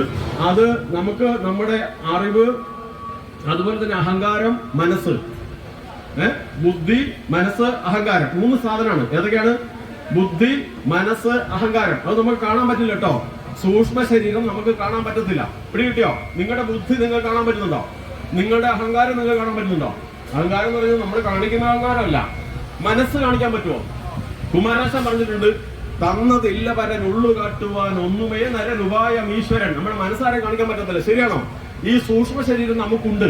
ആ സൂക്ഷ്മ ശരീരത്തിന്റെ ഭാഗമാണ് നമ്മുടെ ക്ഷേത്രത്തിൽ 16 വർഷം മുമ്പ് ഷടാധാര പ്രതിഷ്ഠ നടന്നപ്പോൾ ഓരോ ആധാര ചക്രങ്ങളെ അടിസ്ഥാനമാക്കി പ്രതിഷ്ഠ നടത്തിയത്. നിങ്ങൾ കേട്ടിട്ടുണ്ടോ? പടിയാറും കടന്നവിടെ ചെല്ലുമ്പോൾ ശിവനെ കാണാകും ശിവശംഭു എന്ന് കേട്ടിട്ടുണ്ടോ? അതായത് നമ്മുടെ ശരീരത്തിന് നട്ടലിന്റെ ഏറ്റവും ചുവട്ടിൽ മൂലാധാര ചക്രം അല്ലേ? പിന്നെ സ്വാധിഷ്ഠാന ചക്രം, മണിപൂര ചക്രം, അങ്ങനെ 6 ആധാര ചക്രങ്ങളുണ്ടെന്ന് കേട്ടിട്ടുണ്ടോ? ഉണ്ടെന്ന് ഞാൻ വിചാരിക്കുന്നു. അതിപ്പോ പറഞ്ഞാൽ അത് ഒരുപാട് ബുദ്ധിമുട്ടുണ്ട്, പിന്നെ സമയം എടുക്കുന്നതാണ്. അങ്ങനെ അവസാനം തലയുടെ ഉള്ളിൽ തലച്ചോറ് സ്ഥാനത്ത് സഹസ്രാര പത്മദളം അല്ലെങ്കിൽ പരമശിവ പദമുണ്ട്. ഞാനത് വിട്ടു. ഈ ആധാരങ്ങളെ അടിസ്ഥാനപ്പെടുത്തിയിട്ടാണ് നമ്മൾ ക്ഷേത്രത്തിൽ പ്രതിഷ്ഠ നടത്തിയിട്ടുള്ളത്. ഇത് ഷടാധാര പ്രതിഷ്ഠയായിരിക്കും എന്ന് ഉറപ്പാ. അങ്ങനെ തന്നെ ആയിരിക്കുമല്ലോ. അപ്പം മുകളിൽ കാണുന്ന പീഠത്തിന് മുകളിലുള്ള വിഗ്രഹം മാത്രമല്ല പ്രതിഷ്ഠ. അതിന്റെ ഏറ്റവും താഴെ കുഴിയെടുത്തിട്ട് ഒരു എന്താണ് പറയുക, ആധാരശില പാകിയിട്ടുണ്ട്. അത് മൂലാധാര ചക്രത്തിന്റെ സ്ഥാനത്താണ്. അതിൽ കുറച്ച് കുഴിയുണ്ട്, ധാന്യങ്ങളുണ്ട്. അത് കഴിഞ്ഞൊരു നിധികുംഭം, അതിനകത്ത് ധാന്യങ്ങൾ, പിന്നെ രത്നവും നാണയങ്ങളും ഒക്കെ ഇട്ടിട്ട് അതിന് മുകളിൽ പിന്നെ പത്മം, കൂർമ്മം. പത്മം എന്ന് പറഞ്ഞാൽ എന്താ? താമരയല്ലേ? കൂർമ്മം, ആമ. ഇതെല്ലാം കഴിഞ്ഞിട്ട് ഒരു യോഗനാളമുണ്ട് ചെമ്പിന്റെ. അതിന് മുകളിൽ നപുംസക ശില, പീഠം, വിഗ്രഹം. ഇങ്ങനെ ഈ 6 പടിയും കൃത്യമായിട്ടുണ്ട്. അത് നമുക്ക് പിന്നെ എപ്പോഴെങ്കിലും അവസരം ഉണ്ട് പറയാതെ പറഞ്ഞാൽ ഇപ്പൊ ബുദ്ധിമുട്ടാവും. അപ്പൊ ഇങ്ങനെയൊക്കെയാണ് നമ്മുടെ മനുഷ്യർ. അപ്പൊ 2 ശരീരം ഉണ്ടോ? സമ്മതിച്ചോ? ഇനി ലളിതമായിട്ടുള്ളതിലേക്ക് വരാം. ഇവര് നിർത്താൻ പറയുന്നവരെ ഞാൻ പറയും കേട്ടോ. ദേഷ്യം പിടിച്ചിട്ട് ഒരു കാര്യമില്ല. അപ്പൊ അടുത്ത് പറയട്ടെ, നിങ്ങൾക്ക് ആർക്കെങ്കിലും അറിയാമോ ഈ പല്ലുവേദന വന്ന് താത്തൂർ ആരെങ്കിലും ആത്മഹത്യ ചെയ്തായിട്ട് ഉണ്ടോ? മുട്ടുവേദന വന്ന് ആത്മഹത്യ ചെയ്ത ആരെങ്കിലും ഉണ്ടോ? മനസ്സിന്റെ വിഷമം കൊണ്ട് ആത്മഹത്യ ചെയ്തിട്ടുണ്ടോ? ഉണ്ട്. അപ്പൊ നിങ്ങൾക്ക് എന്ത് മനസ്സിലായി? ഈ ശരീരം പ്രധാനമാണെന്നാൽ കുറച്ചുകൂടെ പ്രധാനമാണ് മനസ്സെന്ന് മനസ്സിലായോ? ശരീരം മാത്രമല്ല മനസ്സും പ്രധാനമാണെന്ന് സമ്മതിച്ചോ? അങ്ങനെയാണെങ്കിൽ നമ്മൾ നമ്മുടെ ശരീരം കുളിച്ച് ഒരുങ്ങി പൊട്ടും തൊട്ട് വസ്ത്രം ധരിച്ച് നല്ല ഭംഗിയെ സൂക്ഷിക്കുന്നില്ലേ? മനസ്സും അതുപോലെ ശുദ്ധമായി സൂക്ഷിക്കണ്ടേ? വേണോ വേണ്ടയോ? വേണം. അപ്പൊ ഞാൻ പറഞ്ഞ മനസ്സ് എവിടേക്ക് എത്തിയെന്ന് മനസ്സിലായോ? നേരത്തെ പറഞ്ഞില്ലേ, മനസ്സ് നന്നായാൽ ഭഗവാൻ ഇഷ്ടപ്പെടുന്ന ത്രികരണ ശുദ്ധിയുള്ള ഭക്തരായി നമ്മൾ മാറും. വിളിച്ചെടുത്ത് ഭഗവാൻ നമ്മുടെ കൂടെ ഉണ്ടാവും. മനസ്സിലാവുന്നുണ്ടോ? എല്ലാ അനുഗ്രഹവും നമുക്ക് കിട്ടും. അത് മുൻഗണന നമുക്കാ. അത് കഴിഞ്ഞേ ബാക്കിയുള്ളവരെ നോക്കത്തുള്ളൂ. അല്ലെ ഭഗവാനോട് ചോദിച്ചു നോക്കോ. അതാണ് കഥ. അപ്പൊ ഇങ്ങനെ ഈ മനസ്സ് ശുദ്ധീകരിക്കണം എന്ന് ഇപ്പൊ മനസ്സിലായോ? അങ്ങനെ ശുദ്ധീകരിക്കണമെങ്കിൽ എന്താണ് ചെയ്യേണ്ടത്? അതിനുള്ള ഒരു പ്രധാന വഴിയാണ് ക്ഷേത്ര ദർശനം. ഇപ്പൊ നമ്മൾ നടത്തിക്കൊണ്ടിരിക്കുന്ന ഈ എന്താണ് സത്സംഗം, പുണ്യഗ്രന്ഥ പാരായണം, തീർത്ഥാടനം ഒരുപാടുണ്ട്. ഓക്കെ ആണോ? പിടികിട്ടിയോ? പറഞ്ഞ സ്പീഡ് കൂട്ടിയെന്ന് തോന്നുന്നു. പിടികിട്ടിയോ? അതായത് ഇതിനൊന്നുകൂടി ചോദിക്കട്ടെ, നമ്മൾ ക്ഷേത്രത്തിൽ പോയി പ്രാർത്ഥിച്ചാലും പ്രഭാഷണം കേട്ടാലും പുണ്യഗ്രന്ഥം വായിച്ചാലും തീർത്ഥാടനം പോയാലും അറിവാണോ കിട്ടുന്നത്? അറിവല്ലേ കിട്ടുന്നത്? ഞാൻ നേരത്തെ പറഞ്ഞ ഓർമ്മയുണ്ടോ? ചൂണ്ടൽ കൊടുക്കുന്നതിന് പകരം മീൻ കൊടുക്കുന്നതിന് പകരം ചൂണ്ടൽ കൊടുത്ത് പഠിപ്പിച്ചു വിട്ടത്. അറിവ് കൊടുത്താലല്ലേ മനുഷ്യൻ നന്നാവുക, അല്ലേ? അങ്ങനെയാണെങ്കിൽ നമ്മുടെ ഈ മനസ്സ് നന്നാക്കി വൃത്തിയാക്കാൻ പറ്റിയ അറിവ് എവിടെയുണ്ട്? നമുക്കുണ്ട്. മഹാസാഗരം പോലെ ഹിന്ദുവിന്റെ കയ്യിലുണ്ട്. മനസ്സിലായോ? നമ്മുടെ വേദങ്ങളില്ലേ? ഹിന്ദുക്കളുടെ അടിസ്ഥാന ഗ്രന്ഥം ഏതാ പറയോ? വേദങ്ങളാണ്. ആ വേദങ്ങളിലുള്ള കാര്യങ്ങൾ നമുക്ക് പെട്ടെന്ന് മനസ്സിലാക്കി തരാൻ വേണ്ടിയാണ് ഇതിഹാസ പുരാണങ്ങളൊക്കെ അതിന്റെ അർത്ഥം വ്യാഖ്യാനിച്ച് കഥകളായി തന്നത്. ഉദാഹരണത്തിന് 50 പേജോടുകൂടി സ്കന്ദപുരാണത്തിൽ ഹരിചന്ദ്ര ചരിതം നാടകം അവതരിപ്പിക്കുന്ന അല്ലെങ്കിൽ ഹരിചന്ദ്ര ചരിതം അവതരിപ്പിക്കുന്നത് വേദത്തിലെ സത്യം വദ ധർമ്മം ചര എന്ന സന്ദേശം പഠിപ്പിക്കാനാണ്. സത്യം വദ എന്ന് പറഞ്ഞാൽ എന്താ? സത്യം പറയണം, ധർമ്മം ആചരിക്കണം. ഇത് പഠിപ്പിക്കാനാണ് ആരുടെ കഥ പറഞ്ഞു തന്നത്? ഹരിചന്ദ്ര ചരിത കഥ പിന്നെ വിശദീകരിക്കുന്നത് പുരാണത്തിൽ. മനസ്സിലായോ? അപ്പൊ അതുപോലെ തന്നെയാണ് സുഹൃത്തുക്കളെ, ഇതുപോലുള്ള ആധ്യാത്മികമായ അറിവ് മനുഷ്യന് കൊടുത്താൽ നമ്മൾ നേരത്തെ പറഞ്ഞ മനസ്സിനെ നല്ലവണ്ണം കഴുകി വൃത്തിയാക്കാൻ പറ്റും. അപ്പൊ നല്ല മനുഷ്യനാവൂലേ? അതിനൊരു ഉദാഹരണം പറയട്ടെ. നിങ്ങൾക്ക് പരിചയമുള്ള ഒരാളെ എനിക്കും അറിയാം. മൂപ്പരുടെ പേര് രത്നാകരൻ എന്നാണ്. നിങ്ങൾക്കറിയാമോ? ഏത് രത്നാകരൻ? മാവൂരുള്ള അയാളല്ല. ഏത് രത്നാകരനാന്ന് ആർക്കെങ്കിലും ഊഹിച്ചു പറയാമോ? ചേട്ടത്തിൽ പറയുന്നവരുണ്ട്. നമ്മുടെ വാത്മീകി. അമ്മ അത് തന്നെയല്ലേ പറഞ്ഞേ? വാത്മീകി മഹർഷിനെ അറിയാത്ത ആരെങ്കിലും ഇരിപ്പുണ്ടോ? ഉണ്ടെ കൈവക്ക്. അറിയില്ല, സമാധാനായി. വാത്മീകിയുടെ പൂർവാശ്രമത്തിലെ പേരറിയാമോ? അങ്ങോട്ട് നല്ലോണം കേൾക്കുന്നുണ്ടോ? ഞാൻ ശബ്ദം കൂട്ടി പറയുന്നോടെ കേൾക്കുന്നുണ്ടോ? സംശയം കൊണ്ടാ. നല്ലോണം കേൾക്കുന്നുണ്ടോ? ഞാൻ എടുത്തുട്ടോ, ഒച്ച ഓർത്തോട്ടെ. അപ്പൊ ഈ വാത്മീകി മഹർഷിയുടെ പൂർവാശ്രമത്തിലെ പേര് രത്നാകരൻ എന്നായിരുന്നു. രത്നാകരൻ ആ കാലത്ത് നല്ലൊരു മനുഷ്യനായിരുന്നു, അല്ലേ? എന്തായിരുന്നു പണി? ഏതാണ്ട് ഇക്കാലത്തെ മനുഷ്യന്റെ പണി പിടിച്ചു പറയും, അല്ലേ? MDMA കഴിച്ചില്ലെന്ന് മാത്രമേ ഉള്ളൂ. ബാക്കിയൊക്കെ മൂപ്പരാ ബിരുദം അന്ന് പഠിക്കാൻ MD MA ചേർന്ന് എന്തായി? MDMA അതന്നില്ല. ബാക്കി എല്ലാം കുഴപ്പമുണ്ട്. പിടിച്ചു പറിച്ച് ആളെ അടിച്ച് ശരിയാക്കി തിന്നും ജീവിച്ച ആളുടെ പേരെന്താ? രത്നാകരൻ. ഒരിക്കൽ എന്ത് സംഭവിച്ചു? രത്നാകരൻ ഇങ്ങനെ പിടിച്ചു പറിക്കുന്നതിന്റെ നടുവിലേക്ക് സപ്തർഷികൾ എന്ന് പറയുന്ന സന്യാസി ശ്രേഷ്ഠന്മാർ വന്നു. ആ സന്യാസി ശ്രേഷ്ഠന്മാരെ തടഞ്ഞു വെച്ചു. എടുക്കടാ എന്ന് പറഞ്ഞു. ആരെടാന്ന് ചോദിച്ചു. അപ്പൊ ഞാൻ പിന്നെ പറഞ്ഞു, രത്നാകരൻ നിങ്ങളെ ഒന്നും വെറുതെ വിടില്ല, തട്ടിക്കളയും. ഇതുകൊണ്ട് എന്റെ കയ്യിൽ കത്തി. അപ്പൊ പറഞ്ഞു, മോനെ കുട്ടാ, നീ ആഗ്രഹിച്ചതുപോലെ പൈസയും പൊന്നും പണമൊന്നും ഞങ്ങളുടെ കയ്യിലില്ല. ഞങ്ങൾ സർവസംഖ്യ പരിത്യാഗികളാണ്, സന്യാസിമാരാണ് മോനെ എന്ന് പറഞ്ഞു. നാളെ എന്നെ വിടൂലെന്ന് പറഞ്ഞു. അങ്ങനെ കോർത്ത് കഴിഞ്ഞപ്പോ നമ്മൾ ഈ പറഞ്ഞ സാധനം മെല്ലെ സന്യാസിമാരിങ്ങോട്ട് എടുത്തു. ആത്മജ്ഞാനം, അറിവ്, ഈശ്വരനെ സംബന്ധിച്ചത്, മനസ്സിനെ ഇളക്കുന്നത്, ശുദ്ധീകരിക്കുന്നത് പറഞ്ഞു കൊടുത്തു. അല്ലയോ മോനെ, അല്ലയോ വത്സ, നീ എന്താണ് ചെയ്യുന്നത് നിനക്കറിയുമോ? താൻ നിരന്തരം ചെയ്യുന്ന കർമ്മങ്ങൾ താൻ അനുഭവിച്ചിടുമെന്നേ വരൂ. നീ ചെയ്ത മഹാപാപങ്ങൾ എത്രയും നിനക്കറിയോ? ഈ മഹാപാപങ്ങൾക്കൊക്കെ എങ്ങനെ നീ പ്രായശ്ചിത്തം ചെയ്യും? ഇതിന്റെ പാപഭാരത്താൽ നീ അവസാന കാലം എത്ര നരകിക്കുമെന്നറിയാമോ? പരനുപരം പരിതാപമേകിടുന്നോരരി നരകാപ്തിയിൽ വീണരിഞ്ഞിടുന്നു. നീ അവസാനം ഉണ്ടല്ലോ നരകത്തിൽ വീണ് എന്തെല്ലാം ത്യാഗങ്ങൾ അനുഭവിക്കണം. നിനക്ക് സഹിക്കാൻ പറ്റാത്ത വളരെ വലിയ പീഡനങ്ങളാണ് നിന്നെ കാത്തിരിക്കുന്നത്. ഇവൻ ഞെട്ടി, അവന്റെ മനസ്സുണർന്നു. അപ്പൊ ചോദിച്ചു, ഞാൻ എന്താ ചെയ്യേണ്ടത്? ഒരു കാര്യം ചെയ്യാം, ഈ പാപമെല്ലാം ഞാൻ കുടുംബത്തിൽ പോയി ഭാര്യയും മക്കളും ഒക്കെ കൂടെ ഷെയർ ചെയ്തിട്ട് പങ്കിട്ട് കഴിയുമ്പോൾ കുറച്ച് കുറയൂലെന്ന് ചോദിച്ചു. എടോ, അങ്ങനെയൊന്നും കുറയ്ക്കാൻ പറ്റത്തില്ല, പാപമാർഗം കൊടുക്കാൻ അല്ല. എന്റെ ഭാര്യ നല്ല ഭാര്യയാണ്, നിങ്ങളുടെ ഭാര്യയെ പോലെ അല്ല കേട്ടോ. എന്റെ ഭാര്യ നല്ല ഭാര്യ. ഞാൻ പോയി പറഞ്ഞ അവളെ ഏറ്റെടുക്കും. എന്നാ പോയി ചോദിക്കടാന്ന് പറഞ്ഞു. ഓർമ്മയില്ല ഇതൊക്കെ? ഓടി വീട്ടിൽ പോയി എന്നിട്ട് ചോദിച്ചു, നമ്മളിങ്ങനെ പാപം ചെയ്ത് ഒരുപാട് തിന്നല്ലോ, അതിന്റെ പാപഭാരം ഇങ്ങനെ നിങ്ങളും കൂടി പങ്കെടുക്കുമെന്ന് ചോദിച്ചു. അല്ല, ഞാൻ തന്നെ അനുഭവിക്കട്ടെ? അപ്പൊ ആ പെണ്ണുങ്ങൾ പറഞ്ഞു, പാപമൊക്കെ നിങ്ങൾ തന്നെ അനുഭവിച്ചാൽ മതി, അല്ലാണ്ട് അതൊന്നും ഞങ്ങൾക്ക് വേണ്ട, തിന്നാൻ കൊണ്ടിരുന്ന ഞങ്ങൾ തിന്നും. അപ്പോഴാണ് ഞെട്ടിയത്. വീണ്ടും ഓടി വന്ന് സപ്തർഷികളുടെ അടുത്ത് വന്ന് സാഷ്ടാംഗം കൈകൊപ്പി എന്ന് കരഞ്ഞു പറഞ്ഞു, ഞാൻ എന്താ ചെയ്യേണ്ടത്? എല്ലാ പാപവും ഞാൻ തന്നെ അനുഭവിക്കേണ്ടി വരുമെന്ന് എനിക്ക് മനസ്സിലായി. ഇനി ഇത്രയും വലിയൊരു മഹാപാപത്തിൽ ഞാൻ എങ്ങനെയാണ് പ്രായശ്ചിത്തം ചെയ്ത് മോചനം നേടുക? എന്തെങ്കിലും ഒരു വഴി എനിക്ക് പറഞ്ഞു തരുമോ? പൊട്ടിക്കരഞ്ഞു പറഞ്ഞു. അപ്പോൾ ആ സന്യാസ ശ്രേഷ്ഠന്മാർ പറഞ്ഞു, മകനെ നീ ഭയപ്പെടണ്ട, നിനക്ക് വഴിയുണ്ട്. നീ ഭഗവാന്റെ പാതാരവിന്ദങ്ങളിൽ ശരണം പ്രാപിക്കുക. ദൈവത്തിന്റെ പാദങ്ങളിൽ ശരണം പ്രാപിക്കുകയാണ് മകനെ നിനക്കാകെയുള്ള മാർഗം. അതെ, ഞാനതിന് എന്താ ചെയ്യേണ്ടത്? നീ പ്രാർത്ഥിക്കണം. പ്രാർത്ഥനയോ? അതെന്താ സാധനം? അത് പ്രാർത്ഥിക്കണം. അതെന്താന്നാണ്? അല്ലടോ, അത് നിനക്ക് ഇല്ല. നിനക്ക് എന്താ അറിയാ? ഞാൻ ഇതുവരെ സംസ്കൃതം ഹിന്ദിയൊക്കെ പറഞ്ഞ കൊല്ലുക എന്നൊരു പരിപാടിയില്ലേ? മാരോ മര കൊല്ലുക. അതല്ലേ ആകെ എനിക്കറിയാം. ഞാൻ പല്ല് വെച്ചിട്ടില്ല, ടൂത്ത് ബ്രഷ് കണ്ടിട്ടില്ല, നാവ് പഠിച്ചിട്ടില്ല, എനിക്കൊന്നും അറിയത്തില്ല, ഒരു ഭാഷ അറിയത്തില്ല. ആകെ കൊല്ലുക തിന്നുക. എന്നാ നിനക്ക് അറിയുന്നത് പോലെ പറഞ്ഞാ പോരെ? നീ ഒരു കാര്യം ചെയ്തോ, കൊല്ലുക എന്ന് പറഞ്ഞു, മരാന്ന് കൊല്ലുക എന്ന് പറഞ്ഞു. എന്നാ പറഞ്ഞോ, അങ്ങനെ ഭഗവാനെ വിളിക്കാൻ പറഞ്ഞു. വിളിച്ചു,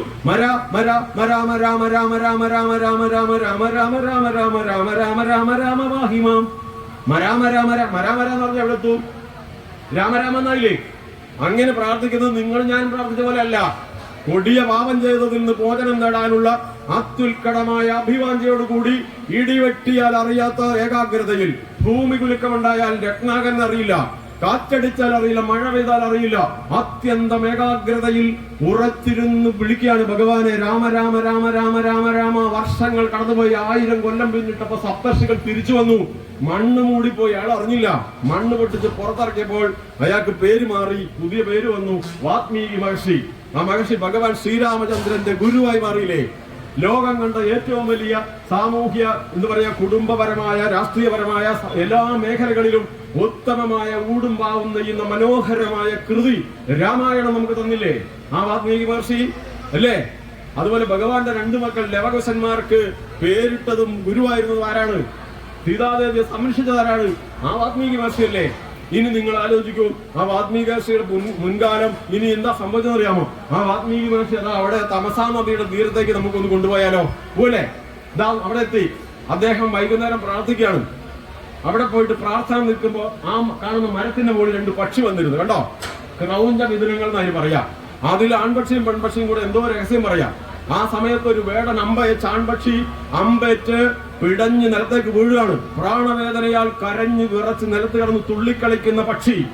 ആ സമയത്ത് ഇണപ്പക്ഷിയെ ഇങ്ങനെ കൊല്ലുന്നത് കണ്ടിട്ട് സഹിക്കാൻ കഴിയാതെ ചിറക് വിരിച്ചു ആർത്തലച്ച് കരഞ്ഞു വിളിച്ച് വട്ടം കറക്കുന്ന പെൺപക്ഷി. അങ്ങനെ ആ ആർത്തലച്ച് പ്രാണവേദനയിൽ പിടഞ്ഞു കഴിക്കുന്ന പക്ഷിയും, അതുപോലെ കൂട്ടത്തിലുള്ള പക്ഷിയെ കൊന്നത് കണ്ട് സഹിക്കാൻ കഴിയാതെ അങ്ങനെ ആർത്തലച്ച് കരഞ്ഞു വിളിച്ച് പട്ടമിട്ട് പറക്കുന്ന പക്ഷിയെയും കണ്ടപ്പോ നമ്മുടെ വാത്മീകി മഹർഷിക്ക് സഹിക്കാൻ പറ്റിയില്ല. അദ്ദേഹം ചാടി എഴുന്നേറ്റു, ആ കാട്ടാളനെ ശപിച്ചു.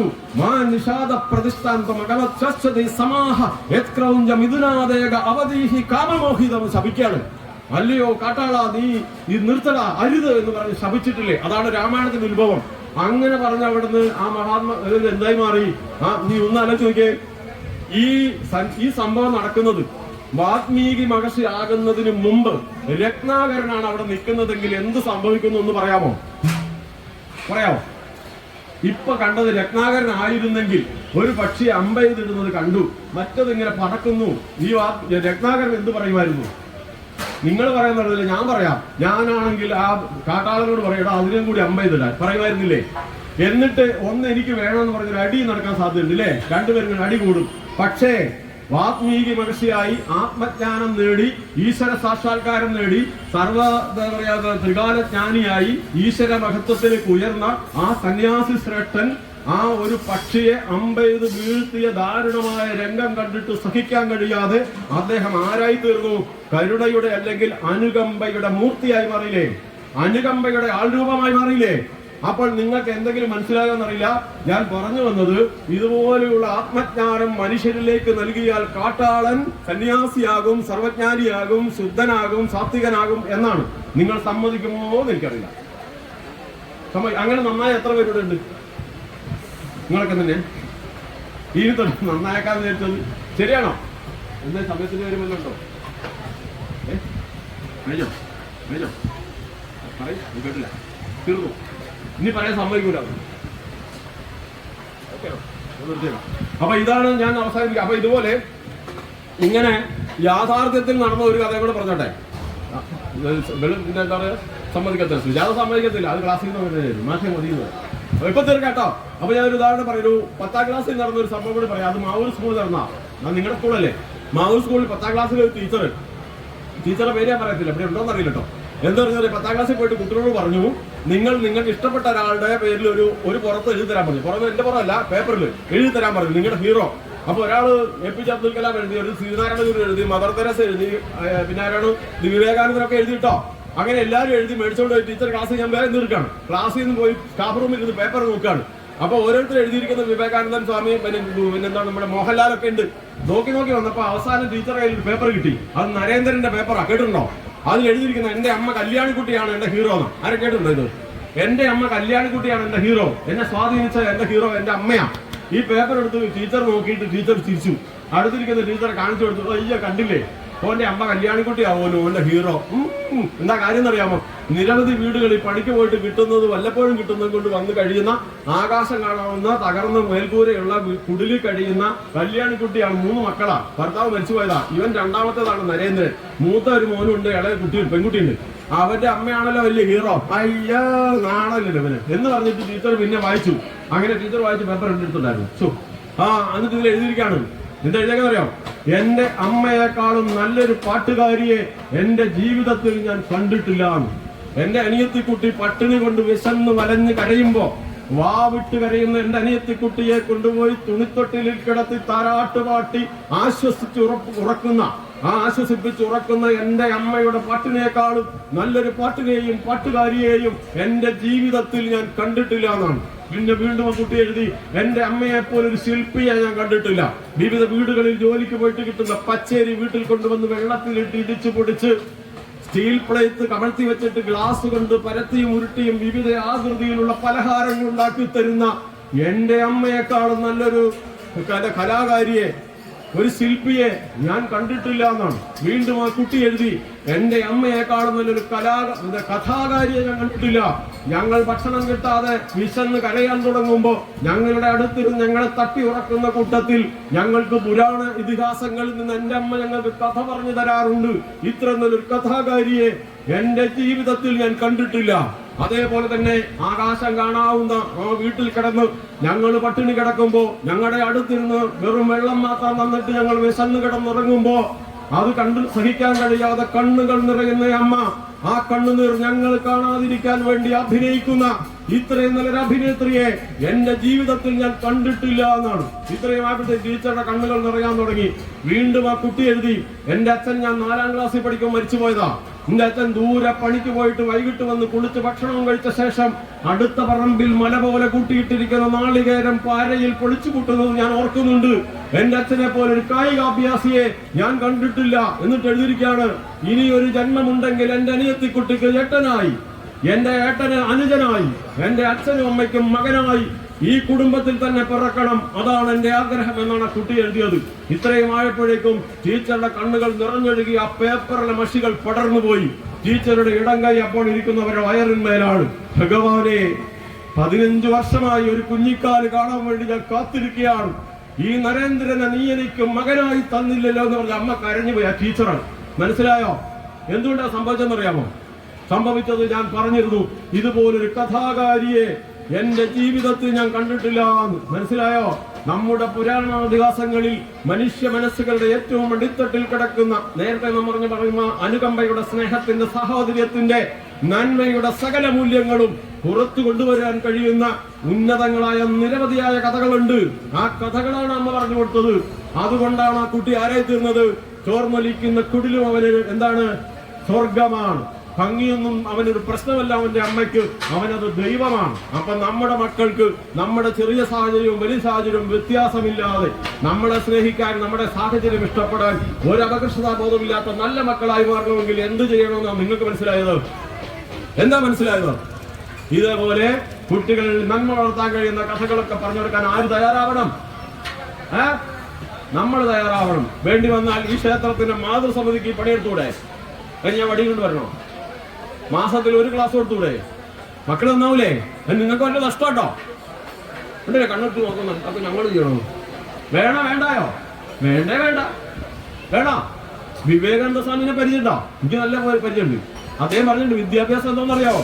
അമേരിക്കൻ സ്വാതന്ത്ര്യ സമരത്തിൽ എത്ര പേര് കുത്തിച്ചെത്തുന്നല്ല, ഫ്രഞ്ച് വിപ്ലവത്തിലാണ് ഏറ്റവും കൂടുതൽ നാട്ടുകാരെ കൊന്നതെന്നല്ല പഠിക്കേണ്ടത്.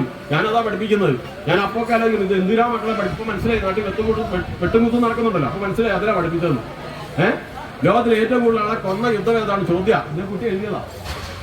പാറ്റൻടാങ്ക് എന്നാ ഉപയോഗിച്ചത്, ട്രെഞ്ച് യുദ്ധം എന്നാ തുടങ്ങിയത്, ബോംബ് എന്നാണ് ഇട്ടത്, ആറ്റം ബോംബ് ഇട്ട് എത്ര പേർ ചത്തു, അത് ശരിയായില്ല എന്നല്ല പഠിപ്പിക്കുന്നത്. ഇതാണോ നമ്മൾ പഠിക്കേണ്ട പ്രധാന വിഷയം? അവർ സമ്മതിക്കുന്നില്ലല്ലോ.